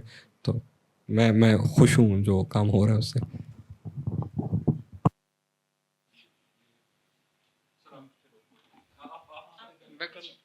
ہاں جی please, thank you very much. اچھا احمد صاحب بہت زبردست آواز آ رہی ہے, ٹھیک ہے, بہت مزہ آیا احمد صاحب. اچھا ایک اس میں ایک جو ماڈرنزم ہے اس میں ایک تو آپ کی ایک لائن ہے جو آرٹ کی ہے, پکاسو بھی شاید اسی ایریا میں آتا ہے, اور ہاں تقریباً اسی ہے. تو اس میں پھر ایک اور چیز ہوتی ہے پیرالل میں سائنسز کی. اچھا اتفاق سے اس کو بھی ماڈرن فزکس ماڈرن سائنس ہی کہا جاتا ہے. جب وہ 1906 میں 1913 میں وہ, اور اس میں پھر وہ کوانٹم میکینکس بھی آ جاتی ہے اسی ایریا میں. کیا یہ تو نہیں تھا کہ اس وقت کا جو ویسٹ تھا, ایسٹ کا تو مجھے نہیں پتہ, ایسٹ کا تو ویسے ہی تھا جو آپ خیر اس پہ تو ہم نہیں کہتے چونکہ ہم ویسٹ کو ہی ڈسکس کر رہے ہیں, کہ ویسٹ میں تھنکنگ پروسیس میں بذات خود بھی کمپلیکیشن اس طرح کی آ گئی تھی, کیونکہ انسائکلوپیڈیا چھپ چکا تھا, ان کے ہاتھ میں آ گیا تھا وہ پورا ایک ہی کتاب سے وہ ساری چیزیں, اب مختلف کتابوں کی ضرورت نہیں پڑتی تھی. تو اس نے پیدا ہونا تھا کہ ایک آپ کہتے ہیں کچھ وقت کے جبر بھی ہوتے ہیں. تو ماڈرنزم ان آرٹ بھی شاید وہ مطلب شاید یہ جو ریویٹ ہے یا جو آپ نے اس کا لیا انالیسس کا, واقعی وہ بہت کمپلیکیٹڈ, وہ ہم میں بھی کبھی نہیں پڑھ سکا اور نہ کبھی شاید پڑھ سکوں گا.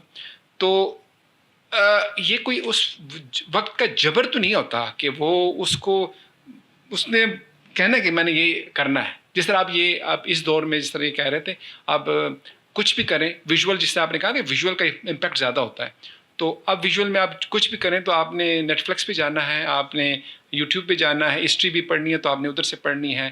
تو یہ ایک وقت کا جبر تو ہوتا ہے. تو یہ ماڈرنزم جو آیا ہے, آپ نہیں سمجھتے کہ یہ بھی اس وقت کا جو بھی علمی سطح ہو, انٹلیکچوئل سطح ہو یا سائنسی سطح ہو, اس نے ان جو آرٹسٹ کو فورس کیا ہے ردر دین کہ ان کی اپنی چوائس تھی یا وہ ریئیکشن تھا, اس نے اس کو فورس کیا کہ you should think in that way کہ آپ کی ہو.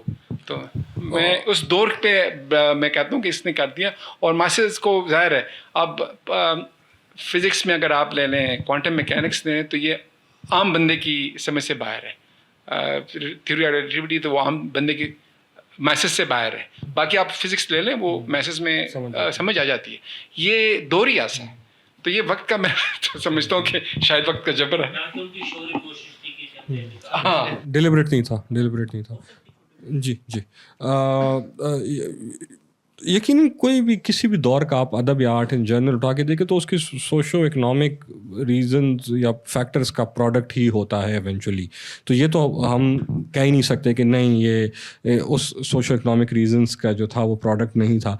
लेकिन अगर इन जनरल मैं बड़ा एक नाइफ सा जवाब दूँ, इसका एक बड़ा आम फहम सा जवाब दूँ, तो मुझे लगता है कि जितना देखें, अगर आप पत्थर के दौर के इंसान को देखें तो वो उसकी कॉम्प्लेक्सिटी इसलिए कम थी कि उसे कुछ आता नहीं था, उसे कुछ पता ही नहीं था. तो वो जो था उसे वो सूरज पे अगर ग्रहण लग जाता तो वो वाइकिंग्स कहते कि ये वो गॉड है, कोई वुल्फ गॉड है जो खा जाता है सूरज. जब एक्लिप्स का हुआ तो उसके पीछे पूरी साइंस हो गई. अब उन्होंने वो मैथ्स भी लगाना है उस पर और साइंस और फिजिक्स भी लगाना है. अब वो कॉम्प्लेक्सिटी ज़्यादा हो गई सूरज ग्रहण की. पहले वो ईजी था कि वो खा गया उसको, अब वो पूरा साइंस है उसकी. तो मुझे लगता है कि जैसे आपने खुद क्वांटम का खुद ही जिक्र कर दिया, ये इसी दौर के क्वांटम फिजिक्स जो है वो मॉडर्निज्म के ही बिल्कुल पैरेलल चल रहे हैं दोनों एक साथ. तो बिल्कुल ऐसा हो सकता है कि क्योंकि उनका चूँकि साइंस की तरफ या उनकी यूनिवर्स की अंडरस्टैंडिंग, दुनिया की अंडरस्टैंडिंग एक्सपैंड हुई, तो उनकी अपनी ज़ात के बारे में भी वो कहीं ना कहीं उस इल्म के इजाफे ने उसको भी मुतासिर किया कि अब पहले वो नहीं जानते थे चीज़ों को, अब चूँकि जानते हैं और ज़्यादा जानते हैं तो उस वजह से वो कॉम्प्लेक्सिटी अब और भी ज़्यादा हो गई है. तो वो उनके इल्म में भी उनका इल्म भी ज़्यादा हो रहा है, कॉम्प्लेक्सिटी भी ज़्यादा हो रही है, और कहीं ना कहीं उनके अपनी सोच और फिक्र को भी मुतासिर कर रही है. जहाँ तक सवाल इस बात का है कि क्या उन्होंने कॉम्प्लेक्स लिखना इज़ समथिंग एल्स और मैसेस को एक्सक्लूड करना समथिंग एल्स, इससे मेरा वो इत्तेफाक रहेगा. मुझे लगता है कि शऊरी कोशिश है, एटलीस्ट एलियट की तो है ही है और पाउंड की. जॉयस का I am not sure. Joyce को लोग डिफेंड कर जाते हैं यूलिसिस को कि नहीं this is very popular, but Elliott चूँकि, और पर्टिकुलरली मैंने चूँकि उसका काम उसका क्रिटिसिज्म भी पढ़ा हुआ है, तो एलियट का वो फैशिज्म वाला है थोड़ा सा कि कुछ ख़ास लोग हैं और कुछ आम लोग हैं. दिस इज़ समथिंग जो मुझे लगता है कि वो जो ये मॉडर्न थॉट में ये ख़ास और आम लोगों का फ़र्क है, इंटेलेक्चुअल्स और मैसेस का, ये वो कहीं ना कहीं वो उससे भी जुड़ जाता है, वो नीचा के ज़ारातूस्रा से, कि कैसे he is special and the messes are वर्मेन, और वो उनको कैसे रोन सकता है. तो मुझे लगता है कि ये एफर्ट शऊरी है मैसेज को एक्सक्लूड करना, क्योंकि वो आपने खुद ही कहा कि वो मार्केट अपनी लिए अलग बनाने का, अलग रीडरशिप बनाना.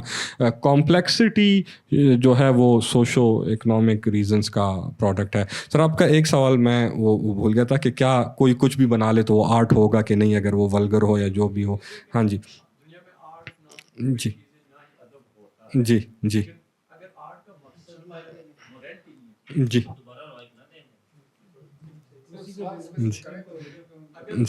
जी या राइटर्स हैं जो भी हैं, एक मतलब है कि उसकी रिप्लेसमेंट है, प्रोफेटिक विजन को ही प्रमोट करते हैं. अगर हम कोई आर्ट के अंदर मोरालिटी को, स्टैंडर्ड्स को अगर प्रमोट नहीं करेंगे या उसके अंदर हमारी ऑब्जेक्टिविटी में शामिल नहीं होगा, तो फिर life is desert and visionless direction, और we ourselves are coming out of the writing world. मेरा ज़ाती और we ourselves are handing over the power and authorities to political forces and intelligence agencies even. जी मेरी ज़ाती राय, quick answer करूँगा मैं उसको. मेरी ज़ाती राय ये है कि जो सब्जेक्ट मैटर होता है, मोरालिटी हमेशा आर्ट का सब्जेक्ट मैटर रहेगा. मतलब वो उसके थेमेटिक टेंडेंसी का हिस्सा होगा, उसके आइडिया का हिस्सा होगा, आइडियोलॉजी का हिस्सा होगा.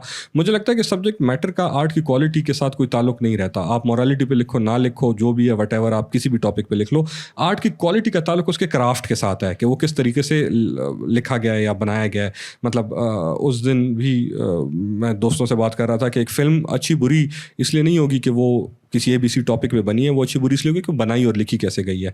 तो craft is more important then subject matter. Morality always falls under the subject matter, कि उसका क्या थीम है, क्या टॉपिक है, वो कुछ भी हो, ABC वो हो ना हो. ये मेरी ज़ाती राय है, मेरी बिल्कुल इनफरादी ज़ाती राय. तो वो एग्जिस्ट करे ना करे, उस पर क्वालिटी पे कोई असर. तो कोई भी शख्स उठ के जब ये कहेगा कि ये आर्ट है, तो हम उसको क्राफ्ट को देखेंगे. अगर उसका क्राफ्ट पूरा होगा तो हम उसको आर्ट मान लेंगे. अगर उसका क्राफ्ट पूरा नहीं होगा, चाहे वो फिर मॉरलिटी के हक में लिखे, उसके खिलाफ लिखे, जिसके भी लिखे, मेरे नज़दीक वो आर्ट नहीं होगा. Thank you for an interesting session. एक simple सा question है, are there any Russian, French और German author या South Asian author जिन्हें आप consider करें कि वो modern authors हैं, वो rules उन्होंने follow किए? ऑफ कोर्स रशियन तो हैं ही हैं, क्योंकि रशियन में जो एग्जिस्टेंशलिज्म है वो रशियन लिटरेचर के अंदर वो बड़ा मॉडर्न है. मेरी जर्मन और इनफैक्ट किसी भी यूरोपियन, अंग्रेज़ी को छोड़ के यूरोपियन आर्ट के ऊपर इतना मुतालिया नहीं है, तो मैं आपको एग्जैक्ट नाम तो उठा के नहीं बता सकता हूँ कि नाम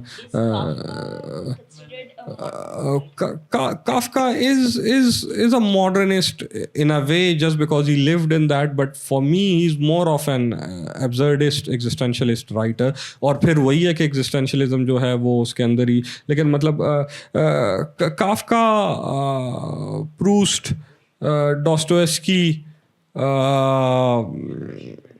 हाँ जी, रशियन डॉस्टोएव्स्की की बीच में, फिर काफ्का, चेक, जर्मन स्पीकिंग, ये कुछ नाम मेरे जहन में आएंगे जो किसी न किसी हद तक साउथ एशियन भी. I can't name anyone.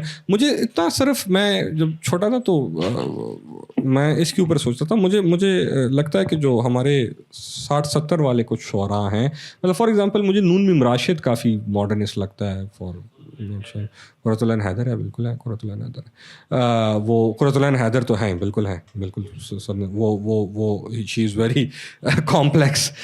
तो नून meme Rashid in poetry, and then या of course Haider in novel. But I am so sorry, मैं इसका अब खुद सेटिस्फाइड नहीं हूँ अपने जवाब से जो मैं आपको दे रहा हूँ, क्योंकि मेरा मुतालिया अंग्रेज़ी से बाहर बहुत महदूद है. Thank you so much.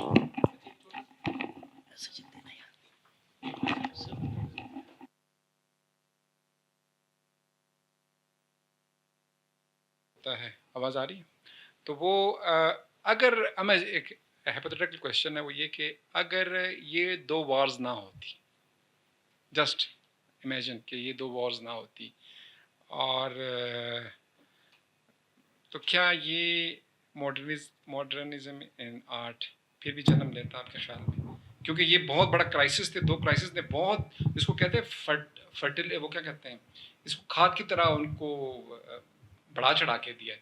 अगर ये 2 वॉर्स ना होती, इतनी बड़ी क्राइसिस यूरोप से ना गुजरते, वरना दुनिया में इतनी बड़ी क्राइसिस नहीं थी जितनी यूरोप में थी, और उसने उसको आप कह लें कि क्या कहती हैं उसको, एनर्जी देती है, एक खाद के तौर पे दी है. तो क्या ये अगर तब भी ये मॉडर्निज्म आपके ख्याल में समहाउ यकीनन इस फॉर्म और इस शक्ल में ना होता, मैं नहीं, वसूख से नहीं कह सकता हूँ कि इसी फॉर्म और इस शक्ल में होता, क्योंकि मतलब इनका तो सारे का सारा जो थेमेटिक एक्सप्रेशन है वो है ही वॉर से मुतासरा है सारा.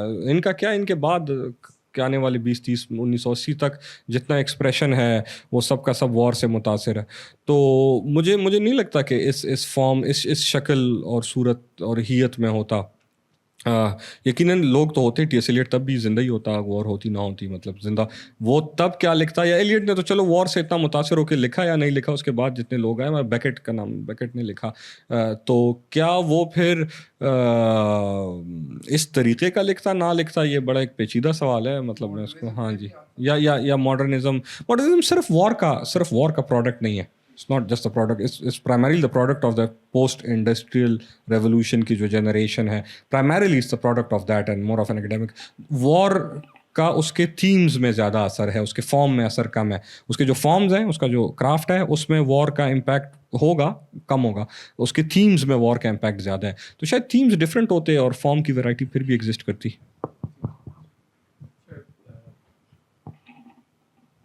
हेलो जी सर.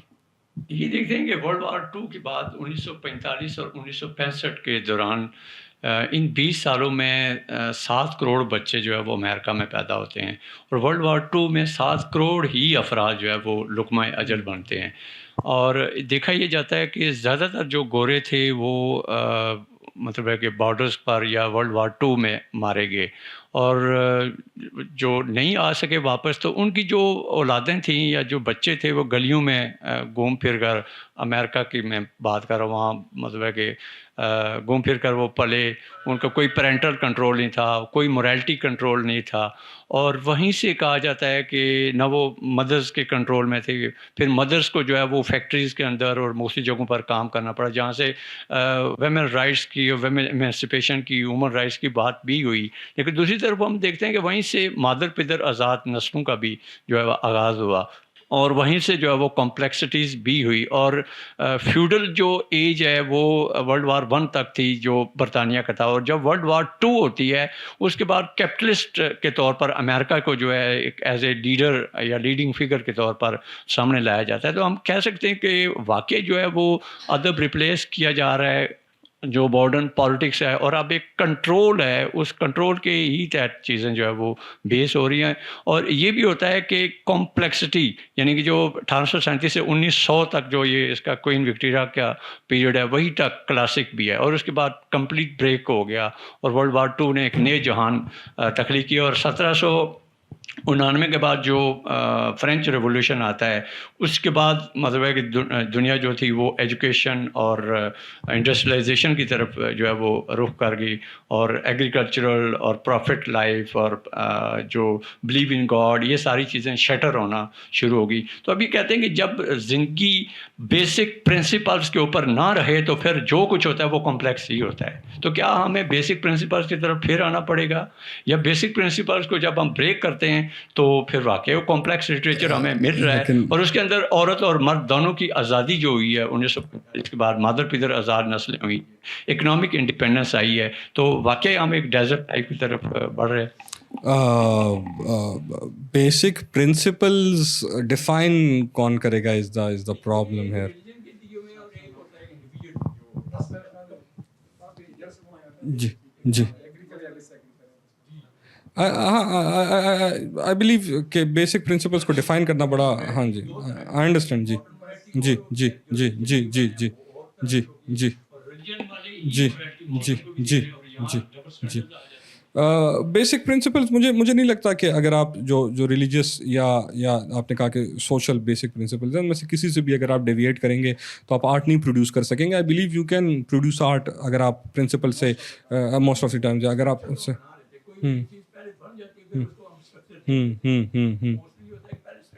جی جی جی جی جی جی اور بالکل ایسا ہی ہے. اور دوسرا آپ نے ورلڈ وارس کی بات کی, فرینچ ریولوشن کی, یقیناً یہ اپنے آپ میں بہت بڑے ایونٹس ہیں, اور ان کے جو کنسیکوینسز تھے یا جو پروڈکٹس تھے وہ یقیناً بالکل وہ اس پہ تو بہت لمبی گفتگو ہو سکتی ہے کہ جو جنریشنز اس کے بعد پیدا ہوئی انہوں نے کیا کیا کیا نہیں کیا. تو آئی ایگری, میں آپ سے بہت باتوں سے ایگری کرتا ہوں, لیکن وہ بیسک پرنسپلز والی بات سے شاید میرا ڈس ایگریمنٹ ہو. جی تھینک یو سو مچ اتنے مزے کے سیشن کے لیے. سر میرا ایک سادہ سا سوال ہے. سوال یہ کہ آپ نے ماڈرن آرٹ کو جیسے ڈیفائن کیا کہ وہ سبجیکٹیو تھا, انٹرنلائز تھا, تو میرا سوال یہ ہے کہ آرٹ ان اٹ سیلف کیا ہے؟ کیا وہ سبجیکٹیو ہونا چاہیے, یا آرٹ جو ہے وہ ریولوشنری بھی ہو سکتی ہے, یا مطلب جیسے ماڈرن آرٹ آپ نے بتایا کہ وہ ریجیکشن تھا آپ سوشل میسیج دینے کا, کہ آرٹ کا مقصد سوشل میسیج دینا نہیں ہے, وہ اپنے ایکسپریشن شو کرنے, تو آرٹ اپنے آپ میں کیا ہے؟ یہ تو بہت بڑا سوال ہے, اس کو تو بہت بڑے بڑے ہاں جی فلاسفرز بھی شاید اس کو بیٹھ کے اس کا جواب نہ دے سکے کہ آرٹ اپنے آپ میں کیا ہے. ہم سب اپنی اپنی ذاتی انفرادی رائے رکھتے ہیں. میں جس اسکول آف تھاٹ سے ہوں, میرا ماننا یہ ہے کہ art is the representation of beautiful things. That's how I look at art. کے اف یو آسک می کیا آرٹ کیا ہے, میں کہوں گا خوبصورت چیزوں کی نمائندگی کرنا آرٹ ہے. یہ میرا ذاتی. تو سر جب مطلب کوئی بھی سوسائٹی جو ایک ڈارک ایجز سے گزر رہی ہو, کیونکہ ہم اگر پچھلا یورپ دیکھیں تو ایک ڈارک ایجز سے گزرا ہے, اور وہاں کا اگر میرا اپنا تعلق ویژول آرٹ سے ہے تو میں اس سے متعلق چیزیں بولوں گا. تو سر وہاں پر کیا مطلب جیسے آپ نے بولا کہ art is about beautiful thing اور اسے ایکسپریس کرنا, تو اس ڈارک معاشرے کے اندر جو ایک ڈارک ایجز سے گزرا ہوں وہاں پر ایک ریولوشنری چیز آرٹ کے تھرو دکھانا بیوٹیفل چیز نہیں ہے؟ کیوں نہیں, بالکل ہے. بیوٹیفل کا مطلب ہرگز بھی ویژولی اپیلنگ نہیں ہے. بیوٹیفل کا مطلب وہی سبلائم ہے کہ وہ آپ کی اور آپ کی ذات اور ساری چیزوں سے بڑا ہے. And when you come in contact with it you start producing. Beauty کا تعارف ہی یہی ہے کہ وہ ایک ایسی چیز ہے کہ جس سے آپ, میرے نزدیک, کہ جس سے آپ ان کانٹیکٹ آتے ہو تو آپ آرٹ پروڈیوس کر. دونوں بالکل وہ لوپ ہے کہ آرٹ بیوٹی سے متاثر ہوتے اور بیوٹی آرٹ کو متاثر کرتی ہے. بیوٹیفل وہ ہے جو آرٹ کو پروڈیوس کرے, آرٹ وہ ہے جو بیوٹی سے پروڈیوس ہو. تو یقیناً بیوٹیفل ہے. ایستھیٹکس تو اس کے بیوٹیفل ہے نا, ایستھیٹکس تو پورے ہیں اس کے. تو جی کیٹس کا جی ہاں جی دیٹ جی بالکل ایسا ہی. تو آرٹ کے اوپر آرٹ کر سکتا ہے یہ بالکل میری رائے. آپ پوچھیں گے کہ ریولیوشن لے کے آنا, میں سمجھوں گا آرٹ کی رسپانسبلٹی نہیں ہے, is what I think. This is a very individual perspective on it. Use تو ہونے کو کچھ بھی ہو سکتا ہے, آپ مطلب اس کو تو یوز جیسے بھی کرنا چاہیں آپ اس کو کر سکتے ہیں. آپ نے اس سے انقلاب بھی آ سکتا ہے, آپ ملک کو آزادی چاہیے ہو تو ملی نغمے بھی بنا سکتے ہیں آپ بہت سارا. لیکن میں سمجھتا ہوں اس کی رسپانسبلٹی نہیں ہے. رسپانسبلٹی آرٹ کی ہے ٹو پلیز, یہ میں ذاتی طور پہ مانتا ہوں. آرٹ آپ کو محظوظ کرے, that's it, that's the only purpose which art, that's a responsibility of art, کہ وہ آپ کو محظوظ کر رہے, بیوٹی کا وہ ریپرزنٹیشن آپ تک مکمل طور پر پہنچا رہا ہے. باقی وہ کر کیا سکتا ہے, کر تو وہ کچھ بھی کر سکتا ہے, رسپانسبلٹی کلیم نہیں کرے گا. ایک ڈس ایگریمنٹ ہے آپ کے ساتھ, وہ یہ ہے کہ sir art is a way of communication. یہ تو ہے, مطلب آرٹ اگر آپ ایکسپریشن کو, تو اب اگر کہیں پر بھی آپ چینج کی بات کریں, معاشرے کو ٹھیک کرنے کی بات کریں, یا معاشرہ اب موریلٹی کو لے کے بہت ہی زیادہ جیسے ہمارا معاشرہ ہے تو اس سے وہ چیز نکالنا, تو یہ آرٹ کا کام ہے. تو سر آرٹ میرے حساب سے یہ مطلب ضروری نہیں ہے کہ آرٹ صرف اپنے آرٹ کی رسپانسبلٹی ہونی چاہیے. میرا کہنے کا مقصد یہ ہے کہ کیا آرٹ کی رسپانسبلٹی یہ ہونی نہیں چاہیے. آپ اس رائے میں اکیلے بھی نہیں ہیں, پورا اسکول آف تھاٹ ہے, بہت سارے لوگ ہیں جو سمجھتے ہیں کہ ایسا ہے اور وہ کرتے بھی ہیں ایسا. میں ذاتی طور پہ میں نے جیسے آپ سے بتایا کہ آپ اس میں اکیلے نہیں ہیں اس سوچ میں, یہ بہت سارے لوگ کہتے ہیں کہ آرٹ کو. لیکن میری جو شاید ہر بندے کی سوچ جو ہے وہ اس کے اپرچونیٹیز اور چوائسیز کا پروڈکٹ ہوتی ہے. تو مجھے جو اپرچونیٹیز میسر آئیں اور جو میں نے چوائسیز زندگی میں لی, اس کے بعد جو میری سوچ بنی وہ یہ تھی کہ آرٹ کے اوپر رسپانسبلٹی سوشل چینج کی نہیں آتی, از وٹ آئی تھنک. یہ ذاتی بالکل پیور رائے. ہاں جی سر وہ اسی سے متاثر ہو شاید انکانشیسلی. سر بہت جی پلیز وہ مائک آپ لے لیں.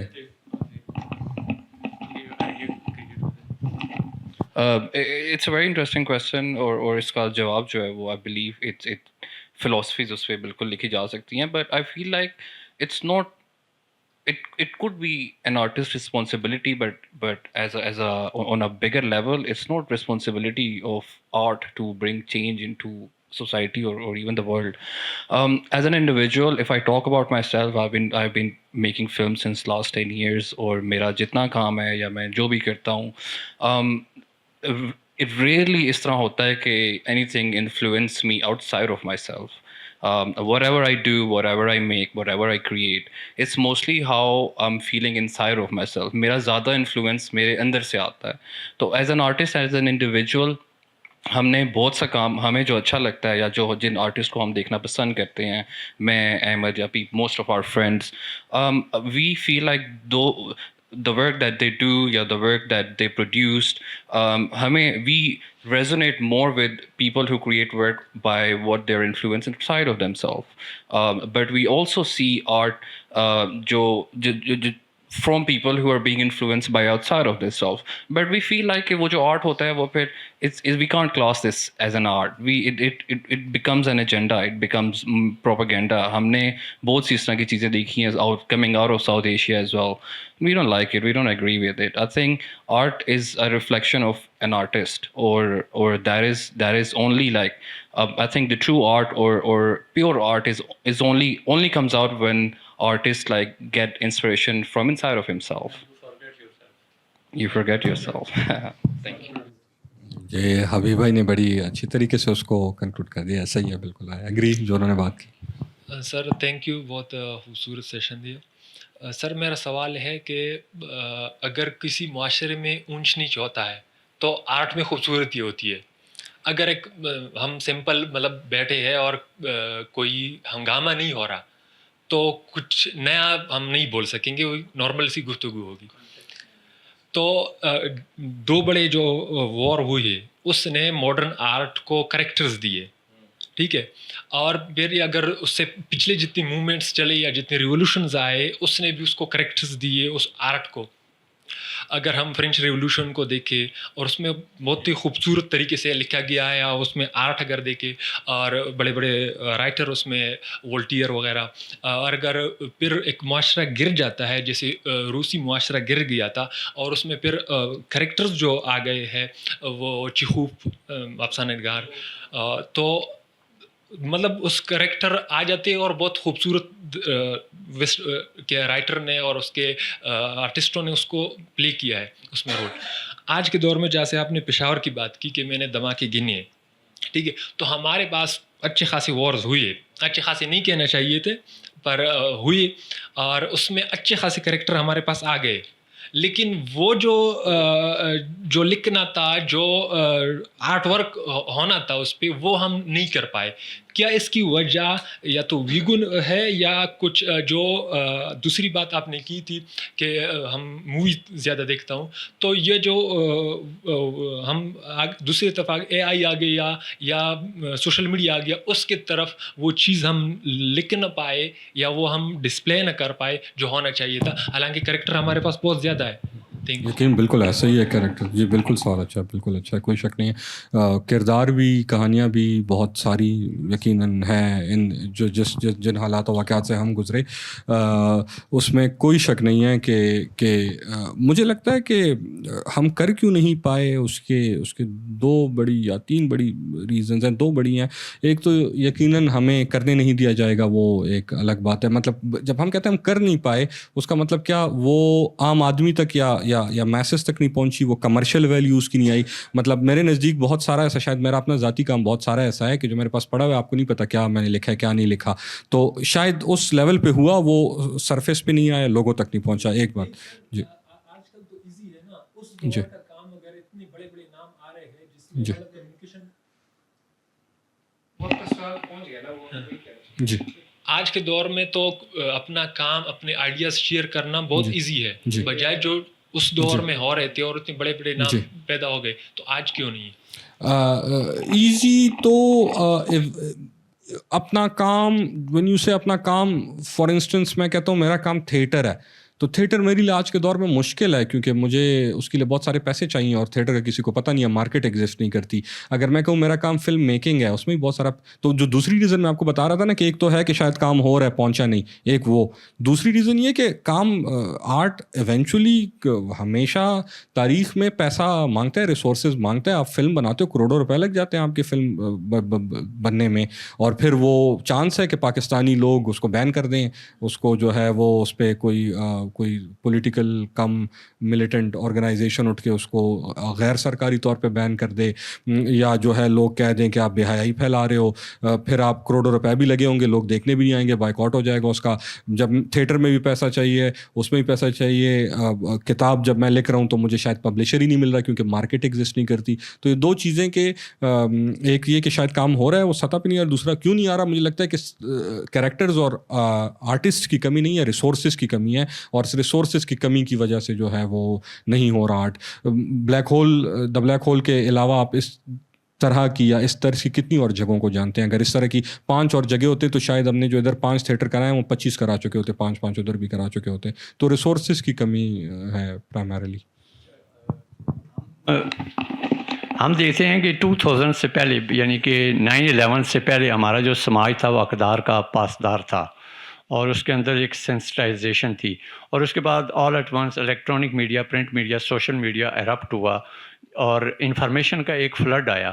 اس انفارمیشن کے فلڈ کو ہم فیس نہیں کر پائے کیونکہ ہمارا معاشرہ جو ہے وہ کارپوریٹ نہیں تھا. اور اچانک کارپوریٹ ہونے اور الیکٹرانک میڈیا کے آنے سے ہم سمجھتے ہیں کہ جو آپ کہہ رہے ہیں 40 دھماکے میں نے کاؤنٹ کیے، یا World War I ہوئی، یا اس طرح کا جو ایک خوف کریٹ کرنے والا ایک وقت یا دور آتا ہے، اس میں افراد بحیثیت مجموعی ڈی سینسٹائز ہو جاتے ہیں، اور پھر آہستہ آہستہ جب وہ کول، کام، پیسفل سوسائٹی کی طرف آتے ہیں، پھر لطیف حصیں پیدا ہوتی ہیں.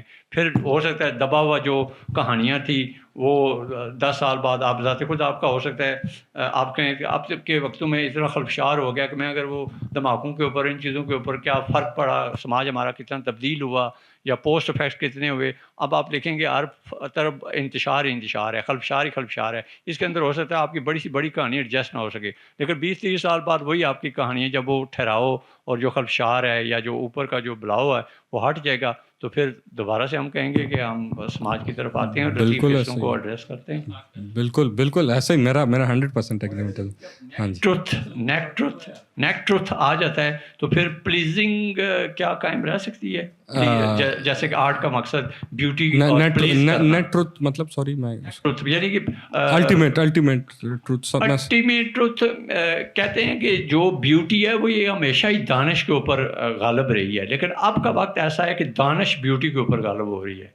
اب ہم دیکھنے میں آ رہے ہیں کیا یہ اکنامک انڈیپینڈنس ہے, انڈیویجولزم ہے, یا چیزیں کچھ بدل گئی ہیں. یہ ہمیشہ ہی کہا ہے کہ تاریخ انسانی میں بیوٹی ہمیشہ ہی جو ہے وہ دانش کے اوپر غالب رہی ہے, لیکن اب دانش جو ہے وہ بیوٹی کے اوپر غالب ہو رہی ہے. بیوٹی سر بیوٹی کا مقصد پلیز کرنا ہے, لیکن نیک ٹروتھ آ جائے تو وہ بیوٹی کو بیوٹی کلر ہو جاتا ہے. ہم سب کی مشترکہ رائے ہے کہ بیوٹی غالب ہے سر, بیوٹی غالب ہے سر. جی سر آن لائن کوشچن ہے سر. اب چونکہ ہم کنکلوژن پہ ہی ہیں, ایک تو اتنا اچھا موضوع پہ بھی اتنی اچھی گفتگو ہوئی اور ضمنی بھی کئی نکات ہے. وی آر ویری گلیڈ کہ صفدر رشید صاحب بھی یہاں موجود ہیں. ان کی کچھ ہی دن پہلے یہاں رونمائی ہوئی تھی کہانی ایک نظم کی جو یہی ٹی ایس ایلیٹ کی دا ویسٹ لینڈ ہے اس کے اوپر تھی, تو یہ باہمی مکالمہ بھی بہت اچھا رہا. ایک چھوٹا سا کمنٹ یہ آن لائن ہے, صلاح الدین درویش صاحب کا, چونکہ آپ بھی درس و تدریس سے وابستہ ہیں تو ان کی رائے سامنے لانا بھی ضروری ہے. وہ کہہ رہے ہیں کہ کلاسیکی آرٹ اصل کی عظیم ترین نقل کا نام تھا, فنکاری کے عظیم ترین قواعد و رسولوں کے عین مطابق.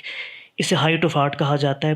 ماڈرن آرٹ کی تحریکوں نے ہر دو سطح پر کلاسیکیت سے انحراف کیا اور نقل کی بجائے آرٹ میں اپنی مصورانہ اصل کو دریافت کیا, جس کا آغاز ڈاڈائزم سے ہوا اور پھر امپریشنزم سے لے کر تجریدیت تک اس انحراف کی مختلف صورتیں سامنے آئیں. ماڈرن آرٹ میں پیچیدگی کا سبب یہی ہے کہ ایسے آرٹ کو بھی کلاسیکی بنیادوں پر سمجھنے کی کوشش کی جاتی ہے. ایک یہ ان کا اہم نقطہ تھا. خوبصورت بات. اور میں بس یہ ایک اس گفتگو میں اپنے 2 سینٹس بھی دوں.